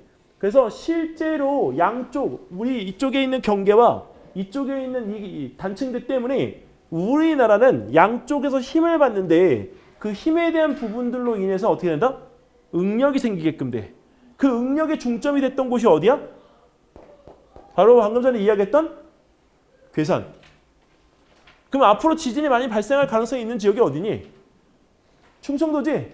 근데 이게 잠재되어져야 되는 힘이다 보니까 시간이 어때? 1년만 했다가 축적되고 나서 뻥 터지는 게 아니라 오랜 시간을 축적시켜야 되기 때문에 충북 괴산은 큰 지진이 발생할 수 있는 지역임에도 불구하고 어떻게 됐나? 지금 시간에서는 지진이 발생하지 않는다. 알았니? 그거는 너네가 여기 있는 그 개요소를 갖다 적을 때 반드시 명기를 갖다 꼭 해줘야 돼. 이거는. 자, 그리고 여기서 이제 내진, 재진, 그다음 면진에 대한 부분에 대한 이야기를 갖다 하는데 내진 구조는 건물 자체가 우리가 단단한 거고 면진 구조는 스프링이 들어가 있는 거야, 얘들아. 스프링이. 그 재진 구조는 Y자 형태의 구조물이 들어가 있기 때문에 절대 건물이 무너지지 않아.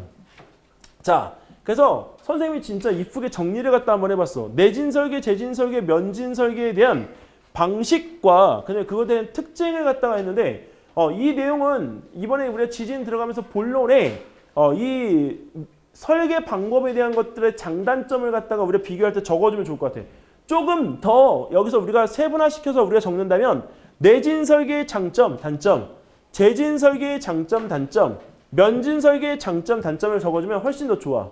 그리고 그러한 부분에 우리가 사례를 갖다가 우리가 여기서 하면 좋은데 이 면진, 재진, 이 내진 설계가 이제는 복합적으로 지금 적히고 있기 때문에 우리의 융합적인 복합 구조물들이 요새 많이 생기고 있다라고 하는 형태로 방향을 잡아나가면 좋겠어. 자, 그럼 지진을 대비할 수 있는 대안은 어떤 것들이 있을까? 사실은 이번에 우리가 지금 이제 우리나라 사회가 좀 많이 빠른데 여기에는 이 부분은 뭐냐면 얘들아 지금 현장이 아니고 여기 가상 공간, 메타버스 공간이야. 그래서 메타버스 공간에서 사람들이 자기 아바타를 가지고 모여가지고 이 부분에서 우리가 지금 보고 있는 장면에 대해 하트를 뿅뿅뿅뿅 날리고 있는 그림이야. 근데 이런 부분처럼 내가 아바타를 갖다가 이용해서 거기에 참여할 수 있는 시스템이 있으면 어떻게 하면 돼? 거기에 들어가면 될 거 아니야. 그 메타버스 공간에서 내가 지진을 갖다가 만들고 지진이 발생했을 때 내가 거기서 뭐 하면 돼? 대비하면 되는 거지. 대비를 못하면 난 거기서 무슨 경험을 할 수 있겠어? 죽는 경험을 할 수가 있겠지. 근데 실제 죽어 안 죽어? 죽어 안 죽어? 안 죽어. 그래서 뭐해? 여기서 이런 매뉴얼을 갖다가 정해서 주지만 그 매뉴얼을 통해서 이렇게 만들어 얘들아. 이 매뉴얼은 선생님이 왜 집어넣어놨냐면 지진이 발생했을 때 있잖아. 일반적으로 어떻게 해야 되는지는 알고 있어야 되잖아. 그래서 일반적인 대안에 대한 이 부분들은 여기 있는 거 이걸 참고해줘. 참고해줘. 그런데 이게 뭐냐? 게임이야. 모의 게임. 재난 상황에서 본인이 참여해가지고 이거를 실질적으로 본인이 해보는 거야. 해봐서 모의 훈련을 통해서 이걸 클리어하면 다음번에 게임 레벨업 해가지고 올라갈 수 있도록 해주는 메타 게임이야. 그래서 이 재난 상황에 대해서 우리가 게임을 갖다 하니까 어떻게 돼? 내가 알지 못해도 내가 어쨌든 살려고 뭐해? 내가 이걸 적응을 할 거 아니야. 그리고 여기서 훈련에 대한 인력이 어때? 최소화될 수 있지? 인공지능이 대신해 줄 수 있으니까. 그리고 시뮬레이션을 갖다가 돌리게 되면 아무래도 그 피해 규모에 대한 예측 자체가 가능하기 때문에 얼마의 예산 편성이 가능할지, 얼마의 피해액이 생길지를 우리가 알 수가 있어. 그리고 무엇보다도 중요한 건 이걸 갖다 해보면 너네 지진에 대해서 대비하는 방법 알아? 그러니까 여기 들어가는 거 외에는 아는 방법 없잖아. 계단 뛰어내려가면 돼, 안 돼? 지진 발생했을 때. 그럼 못 타고 엘리베이터? 그러면 어떻게 해? 나 그 자리에서 죽어? 그러면 아니 엘리베이터도 타지 마라. 그럼 뛰어내려가지도 마라. 그럼 나 여기서 그냥 창문으로 뛰어내려? 그럼 어떻게 해? 빨리 살려줘. 어? 뭐래? 어? 안녕히 가세요. 거기서 이거를 할 때 안전의식 고취해서 아까 뛰어내리는 게 아니고 계단을 통해서 내려가야 되는데 내가 계단이 어느 쪽이 위험한지를 알 수 있어 없어? 없어. 너네 여기서 건물 무너질 때 있잖아. 그 양쪽에 사이드에 있는 계단을 타는 게 아니야. 항상 어디로 가야 되냐? 중앙 현관 계단으로 내려가야 된다. 왜? 가장 건물이 안전하게 짓는 데가 어딜까? 가운데야, 가운데. 그래서 삼풍백화점은 가운데가 무너졌는데요. 삼풍백화점은 원래 뼈대가 약했고, 너네는 학교에 있잖아. 너네가 백화점에 있을 거야. 있을 수도 있어? 뭐 틀린 얘기는 아닌데. 야, 삼풍백화점은 내진 설계가 안 돼 있던 건물이잖아. 그 지하 7층에서 그 살아남은 사람 진짜 대단해. 얼마? 56일 만에 살아나온 그 남자 있지? 그 사람 어디 들어갈게? 코카콜라 들어갔잖아. 그 남자가 코카콜라하고 삼성반도체 두 개에서 이슈가 왔는데 자기가 가장 먹고 싶은 음료수가 뭐였냐고 물어보니까 코카콜라. 그래서 집에 코카콜라 50박스가 배달됐어. 그 한마디가 엄청난 광고 효과가 된 거야. 근데 그 사람은 우리나라 국가에서 지정을 해줘서 참 좋은 건 자기가 다니고 싶은 회사는 다 다닐 수 있어. 상품백화점 그 생존자. 좀 지금도 그래. 나이 먹었어도. 선생님 나이 정도 됐겠다. 그렇다고 거기 또 지진 내가지고 또 빠지지 말고. 요새는 취업이 그러다 보니까 요새는 자 얘들아 이건 일본이 아니다 얘들아. 우리나라야. 우리나라에 지진을 갖다가 발생시킬 수 있는 이런 시스템을 갖다 만들어 놓고 실제 건물에다가 재진 설계를 갖다가 이렇게 직접 해보는 형태로 건물들을 만들어서 건물들을 밑에서 쉐이크 시켜. 흔들어. 그러면 건물들이 어떻게 되겠어? 근데 우리나라는 아직 시스템이 약한 게 뭐냐면 우리나라는 전체적인 모양의 외관에만 신경 쓰는데 일본은 여기 각 방마다 다 센서가 있어가지고 균열 정도가 어느 정도까지 가는지를 걔는 다 체크해. 그래서 지진에 대한 대비 노하우가 이것들이 되려면 우리 지금까지 여기는 이 부분에서 우리가 이거 자체가 없었기 때문에 이 건축법 개정 통해 가지고 기술 인력 양성을 꼭 해줘야 돼. 혹시 여기서 나중에 너네들이 취업에 대해서 고민인 사람이 있다면 장담하는데 지진에 대한 대비 인력 양성 프로그램이 있으면 꼭 들어가라.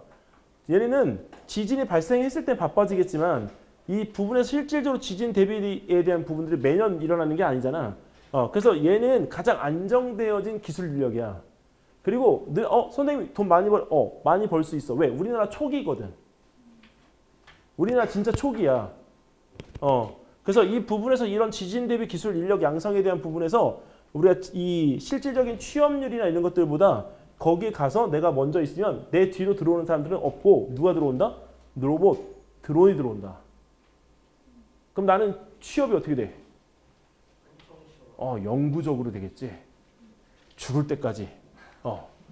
자, 그리고 여기서 이제 혹시 여기 건물주가 꾸민 사람이 있으면 자기가 내진 설계 건물을 갖다 지어야 되는데 미안한 얘기지만 우리나라 내진 설계는 허술해서 건물을 갖다가 짓는데 그 건물이 내진 설계가 됐는지 안 됐는지를 확인할 방법이 없어. 근데 선생님이 어떻게 거기 여기 타워 팰리스는 내가 아냐면 타워 팰리스 지을 때 면진 설계에 용수철을 넣으신 분이 선생님 학부모님이야. 그래서 얘기를 해주셔서 알았어. 이 타워 팰리스 위쪽에 밑에 용수철이 10개가 들어가면 위쪽에는 용수철이 30개가 들어간대. 그래서 이 타워 팰리스가 굉장히 안전하다라고 그분이 얘기를 해주시더라고. 그래서 알았어. 근데 그런 시공 방법에 대한 부분들이 우리가 여기서 확인하고 관리하고 그것에 대한 검증을 해야 되는데 이 단계가 없어 얘들아 지금은. 그래서 건물 지은 다음에 그냥 우리 내진 설계 건물에 대한 평가를 갖다가 서류상으로 받는 거기 때문에 이 감독에 대한 부분들이 허술한 거를 법적으로 정해서 입법하고 법으로 제정해서 감독해야 돼. 그리고 이걸 만약에 지키는 사람은 안 지키는 사람에 비해서 뭔가 대우를 해줘야 되잖아. 그래서 우리나라에서 뭐를 하고 있냐면 그 세금의 10%를 감면해주고 있어.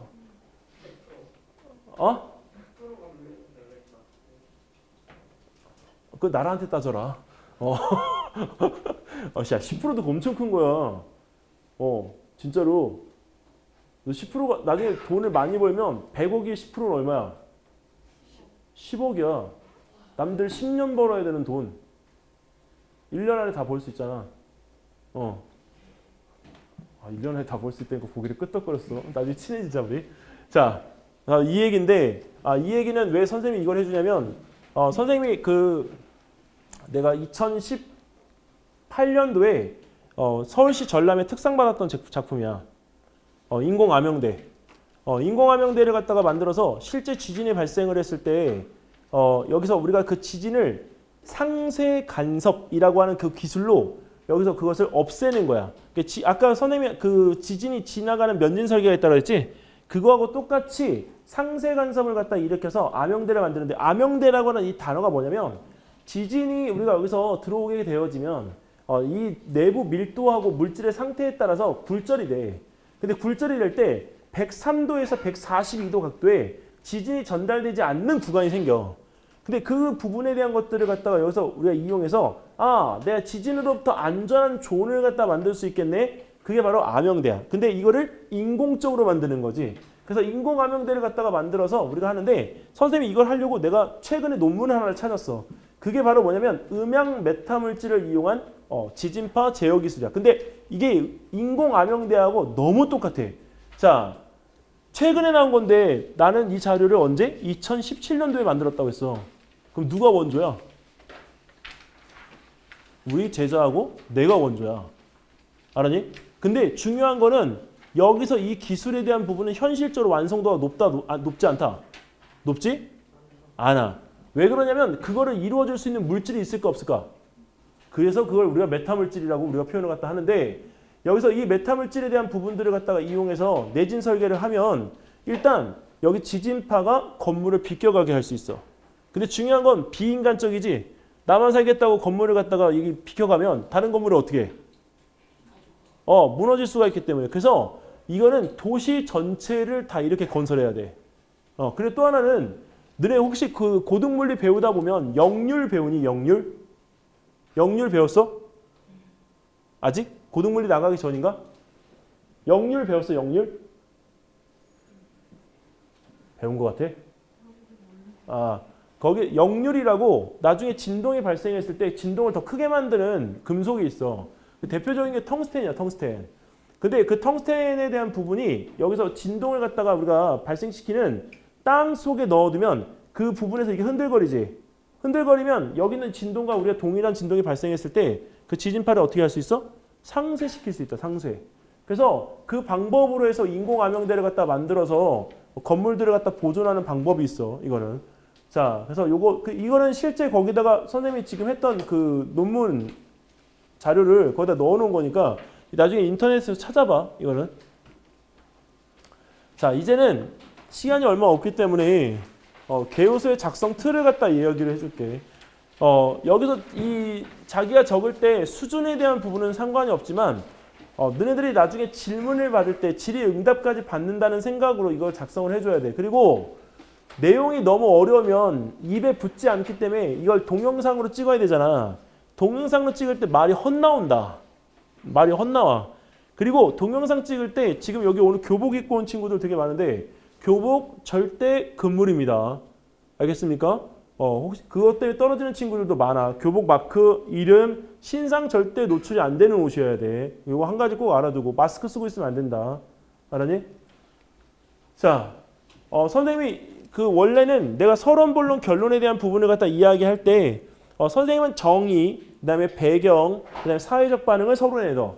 그리고 본론에는 장단점, 그다음에 대안점 이렇게 해서 넣고 결론에 주장과 그다음에 기대 효과, 그다음에 미래적 딱 이렇게 세 개를 넣어. 자, 그래서 원래 틀이 나는 정해져 있어.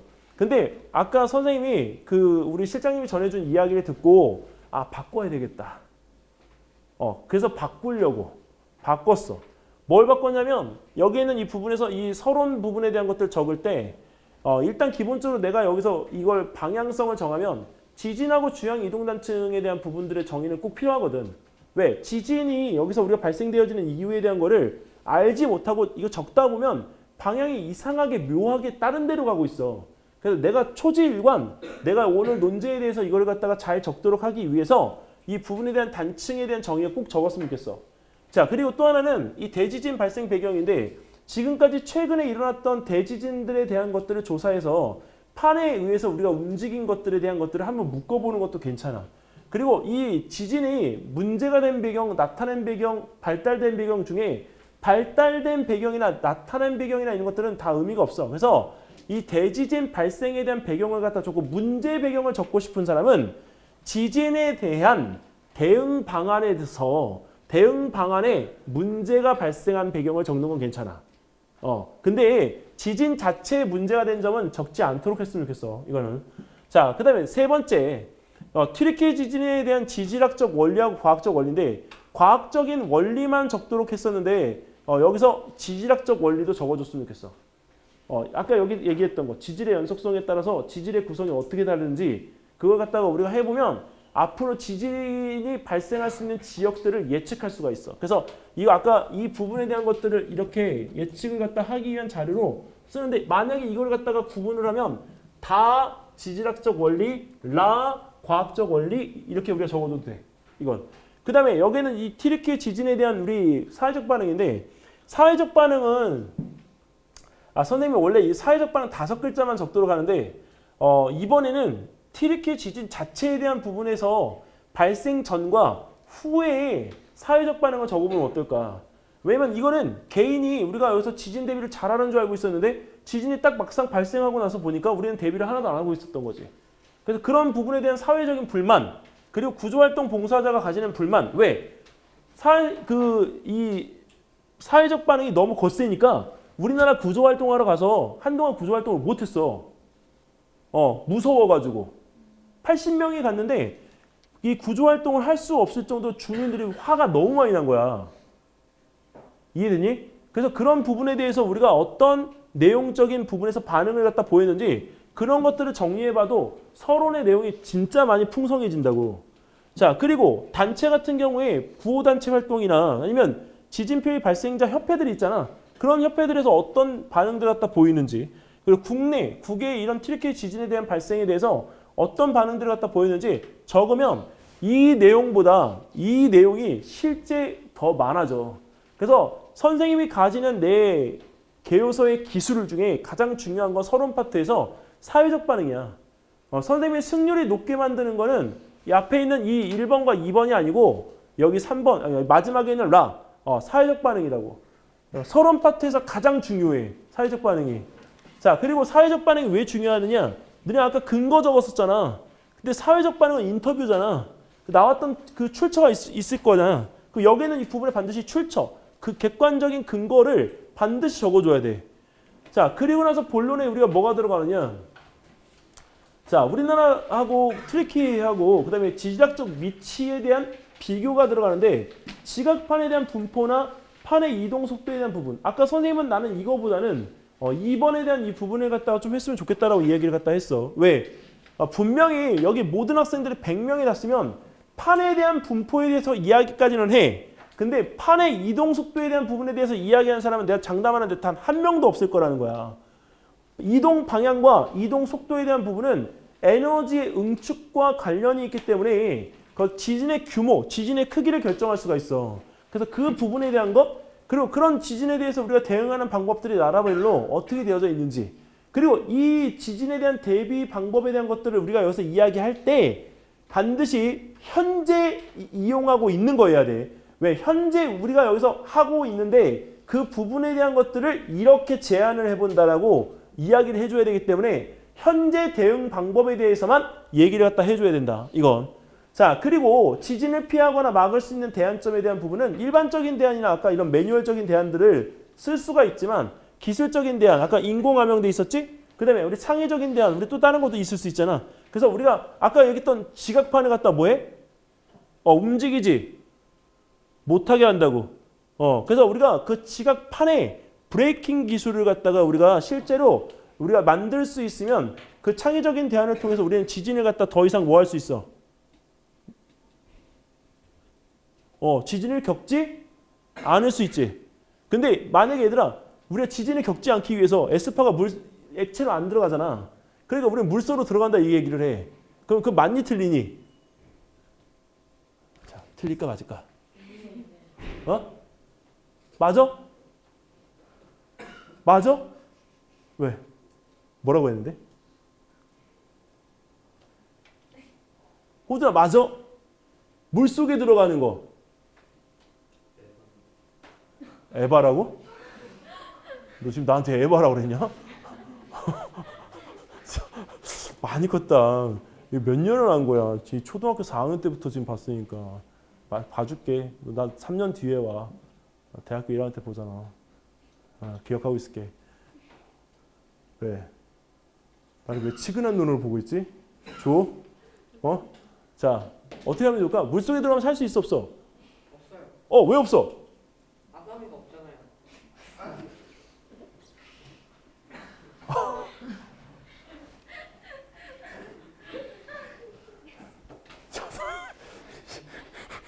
아가미가 없다.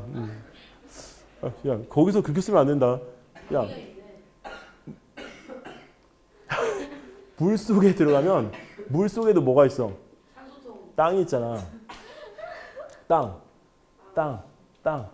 그래서 바다 속에서도 지진은 발생해. 근데 땅에 있는 산소가 없잖아요. 아니 도시를 건설해야지. 근데 산소가 없잖아요. 야 도시에 산소가 왜 없어? 없을 수도 있죠. 저 무슨 개망나니 같은 소리 하고 있어. 너 선생님 찍고 있다고 해서 내가 뭐 얘기 안 할 줄 알았냐? 그거 아니야. 여기 영동에 있는 영동 있잖아. 그 영동 지역에 우리가 뭐가 있냐면 지금 지하도시 건설하잖아. 땅속에다가 아파트 짓잖아. 야 그럼 거기 있는 사람 다 줄게. 너 서울대 교수님한테 잃을 거야. 자, 그래서 어쨌든 창의적인 대안. 물속에서는 우리가 수중 도시를 갖다 건설하는 건 창의적인 대안이 아니야, 얘들아. 물속에 떠 있으면 되잖아. 안 된다고요. 땅이 갈라져서 물이 쏟아져 들어가면 어떻게 하냐? 이해됐어? 자, 빨리 넘어가야지. 자, 그다음에 결론은 참 여기서 이 대안들에 대한 것들을 이렇게 여러 가지를 했는데 그 대안들에 대한 이 부분들을 이렇게 우리가 넣을 때 이 중에서 내가 강조하고 싶은 딱 한 가지를 주장에 넣어주면 돼. 그리고 주장으로 인해서 어떠한 이제 기대 효과가 나타날지를 갖다 우리 적어주면 돼. 아까 수종도시 같은 경우에 이제 안 되잖아, 그치? 근데 만약에 수종도시가 된다라고 했을 경우에 수종도시로 인해서 우리가 이제 관광산업도 발생하겠지만 더 이상 지진에 의해서 피해를 갖다가 우리 받지 않기 때문에 지진의 자연적인 피해가 없으면 어떻게 돼?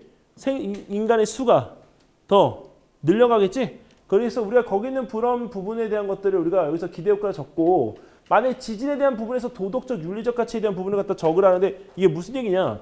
너네 지진이 발생하면 우리 사회가 이제 혼란해져. 그 지진으로 인해서 사람들이 자기가 살고 있는 그 집이 아니라 다른 사람들의 집에 들어가서 물건들을 다 어떻게 해? 가지고 나온단 말이야. 그럼 도덕적, 윤리적인 부분에 대한 가치가 깨지는 거야.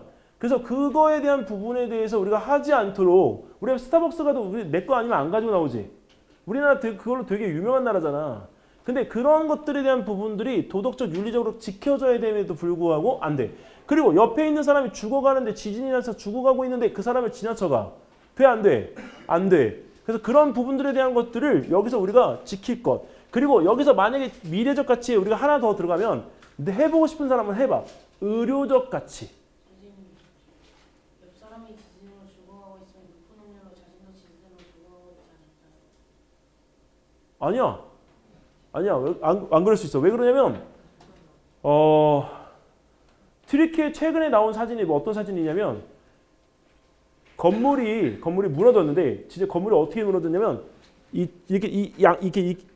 있던 건물이 이렇게 무너졌어. 이렇게. 근데 재밌는 게 뭐냐면 그 집에 남편하고 아내가 침대를 따로따로 쓰고 있었던 거야. 아내만 아니 남편만. 남편이 여기 이게 침대가 붙어 있는데 침대가 절반이 없어졌어. 삼풍백화점이다. 그래서 그 부인이 그 남편이 무너진 그 벽에서 밖을 바라보는 장면에 사진을 찍힌 게 있어. 왜? 사진을 어떻게 찍지? 밖에서 그거 모습을 그때까지 부인이 몰랐던 거야. 그쪽은 무너지지 않았어. 남편이 자던 쪽은 다 무너졌는데. 왜 남자라서? 사는 건 모르는 거야. 자, 그다음에 사회적 경제적 가치는 이건 뭐냐? 취업률, 실업률, 그다음에 문화 이거는 그리고 여기서 법이나 이런 것들에 대한 부분들은 도덕적 가치에 들어가기 때문에 사회적 경제적 가치에는 우리가 들어가지 않아도 돼. 그리고 기술적 가치, 아까 인공암용대화 같은 것들, 그리고 협력적 가치라는데 선생님이 이건 협력적 가치는 내가 넣어봤어. 왜 그러냐면 지진이라고 하는 게 그 한 나라에서만 우리가 준비를 할 수 있는 건 아니잖아. 그러니까 전 세계적으로 그런 부분에 대한 대응 시스템에 대한 것들을 공유하고 그 시스템에 대한 부분들을 통해서 나라가 서로 이 피해를 입은 지역들을 구호 활동을 자연적으로 하는 그 협력적 가치에 대한 부분들이 형성되어질 수 있도록 이건 한번 넣어본 거야. 이거는. 자, 이렇게 해서 우리가 여기 개요서까지 이렇게 끝내면 전체적인 부분에서 우리가 내용을 추가하고 싶을 때 여기 국민재난 안전 포털이라는 사이트에 들어가면 조금 더 많은 내용을 갖다 검색해 볼 수가 있어. 그리고 거기서 여기까지가 선생님이 준비한 내용이야. 자, 지금 10분 정도 남았는데 선생님이 여기서 질문을 갖다가 한 정도 받을게. 자기가 지금 들으면서 만약에 궁금해했던 내용들이 있으면 여기서 질문을 해도 좋아. 응? 모르겠다고? 거의 다. 모르지 않아. 처음 들어서 그래. 처음 들어서. 그리고 이거 선생님이 내가 지금 오늘 여기 처음 온 사람들은 자기가 지금 여기서 선생님 이야기 듣고 혼란스러울 텐데 너네들한테 제일 중요한 내용은 뭐냐면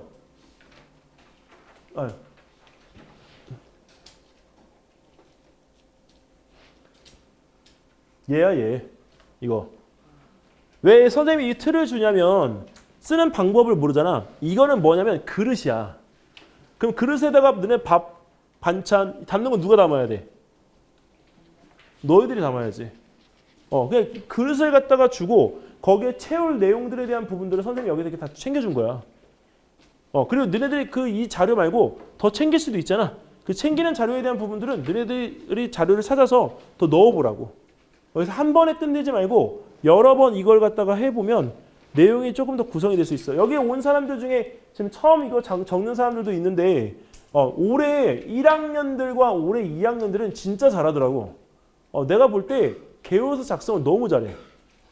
그래서 아마 여기 올해 지금 3학년은 미안한 얘기지만 조금 이제 불리할 것 같고 그래서 3학년이 우리가 그래서 서울시 본선까지 올라와서 상은 받는데 중요한 거는 이 1학년, 2학년이 그때는 약했었어. 근데 1학년, 2학년이 올해 진짜 잘해. 그래서 선생님이 여태까지 과학페어 하면서 이렇게까지 잘하는 애들 본 적 없어. 그래서 올해 지금 잘하기 때문에 사실 올해 이게 이 과학페어의 수준이 좀 많이 올라갈 것 같아. 그래서 걱정이야. 그래서 또 혹시 질문 있는 사람 없어? 없어? 이거 개요서를 무조건 써봐야 된다, 얘들아. 안 써보면 답이 없어. 여기 이번 주 금요일까지 인 사람들도 있고 5월 며칠까지 인 사람들도 있던데. 그러니까 아직 시간 여유가 있기 때문에 써보고 나중에 선생님이 또 도와줄 수 있는 방법들이 있으면 그때 또 도와줄 수 있으니까.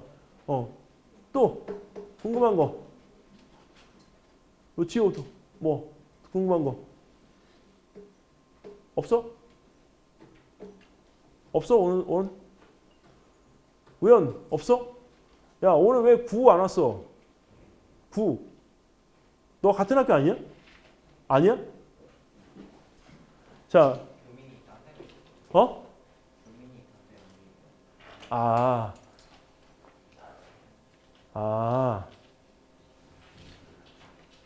자, 그리고 오늘 선생님한테 그 지금 온 사람들 중에 출석 체크 안 되어 있는 사람들은 나가면서 출석 체크 다시 한번 해주고, 왜냐면 오늘 이따가 선생님이 이거 끝나고 나서 저 영상 지금 찍고 있는 거 있잖아. 저 영상 지금 다 해서 보내줄 거야. 그래서 URL 주소하고 그다음에 선생님이 이 PDF 파일을 보내주고 그다음에 내가 조금 더 찾는 자료들 있으면 업로드 시켜줄 테니까 아이폰만 안 돼. 미안한데. 아이폰은 카톡으로 내가 보내줄게. 카톡. 엄마하고는 내가 얘기 돼.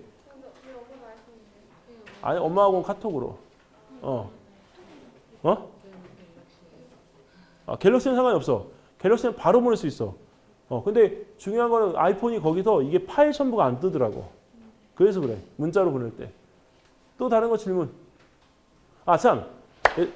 여기 영상을 갖다 지금 보고 있으신 부모님들도 좀 알고 계셔야 될 게 올해 과학대회가 과열이야, 얘들아. 알았니?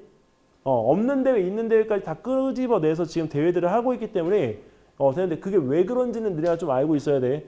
바로 탐구가 앞으로 25년 이후에 대학교 입시에서 가장 중요한 핵심 전략이기 때문이야. 그래서 그 서울대 입시가 문과든 이과든 탐구로 다 지금 학생들을 뽑겠다고 지금 발표를 갖다 했고, 탐구가 할 수 있는 게 과학밖에 없잖아.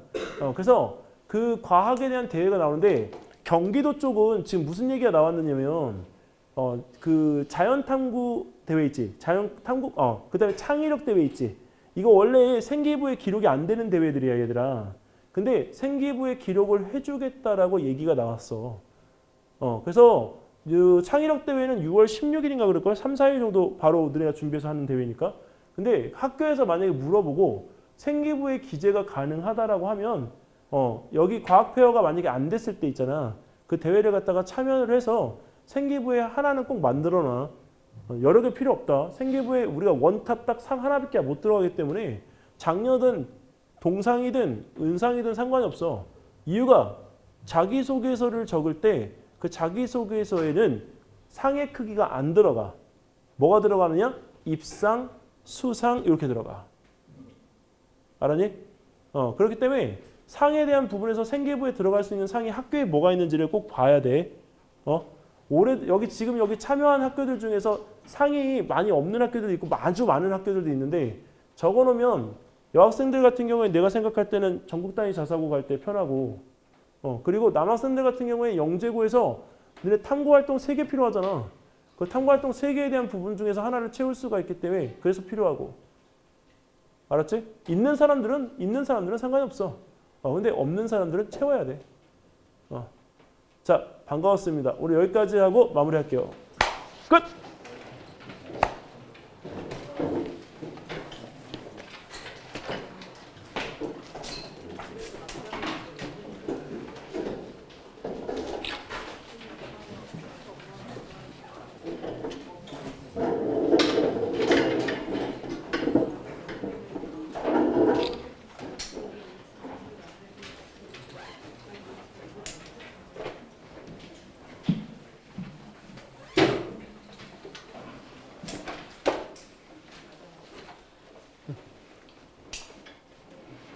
조심해서 가, 얘들아.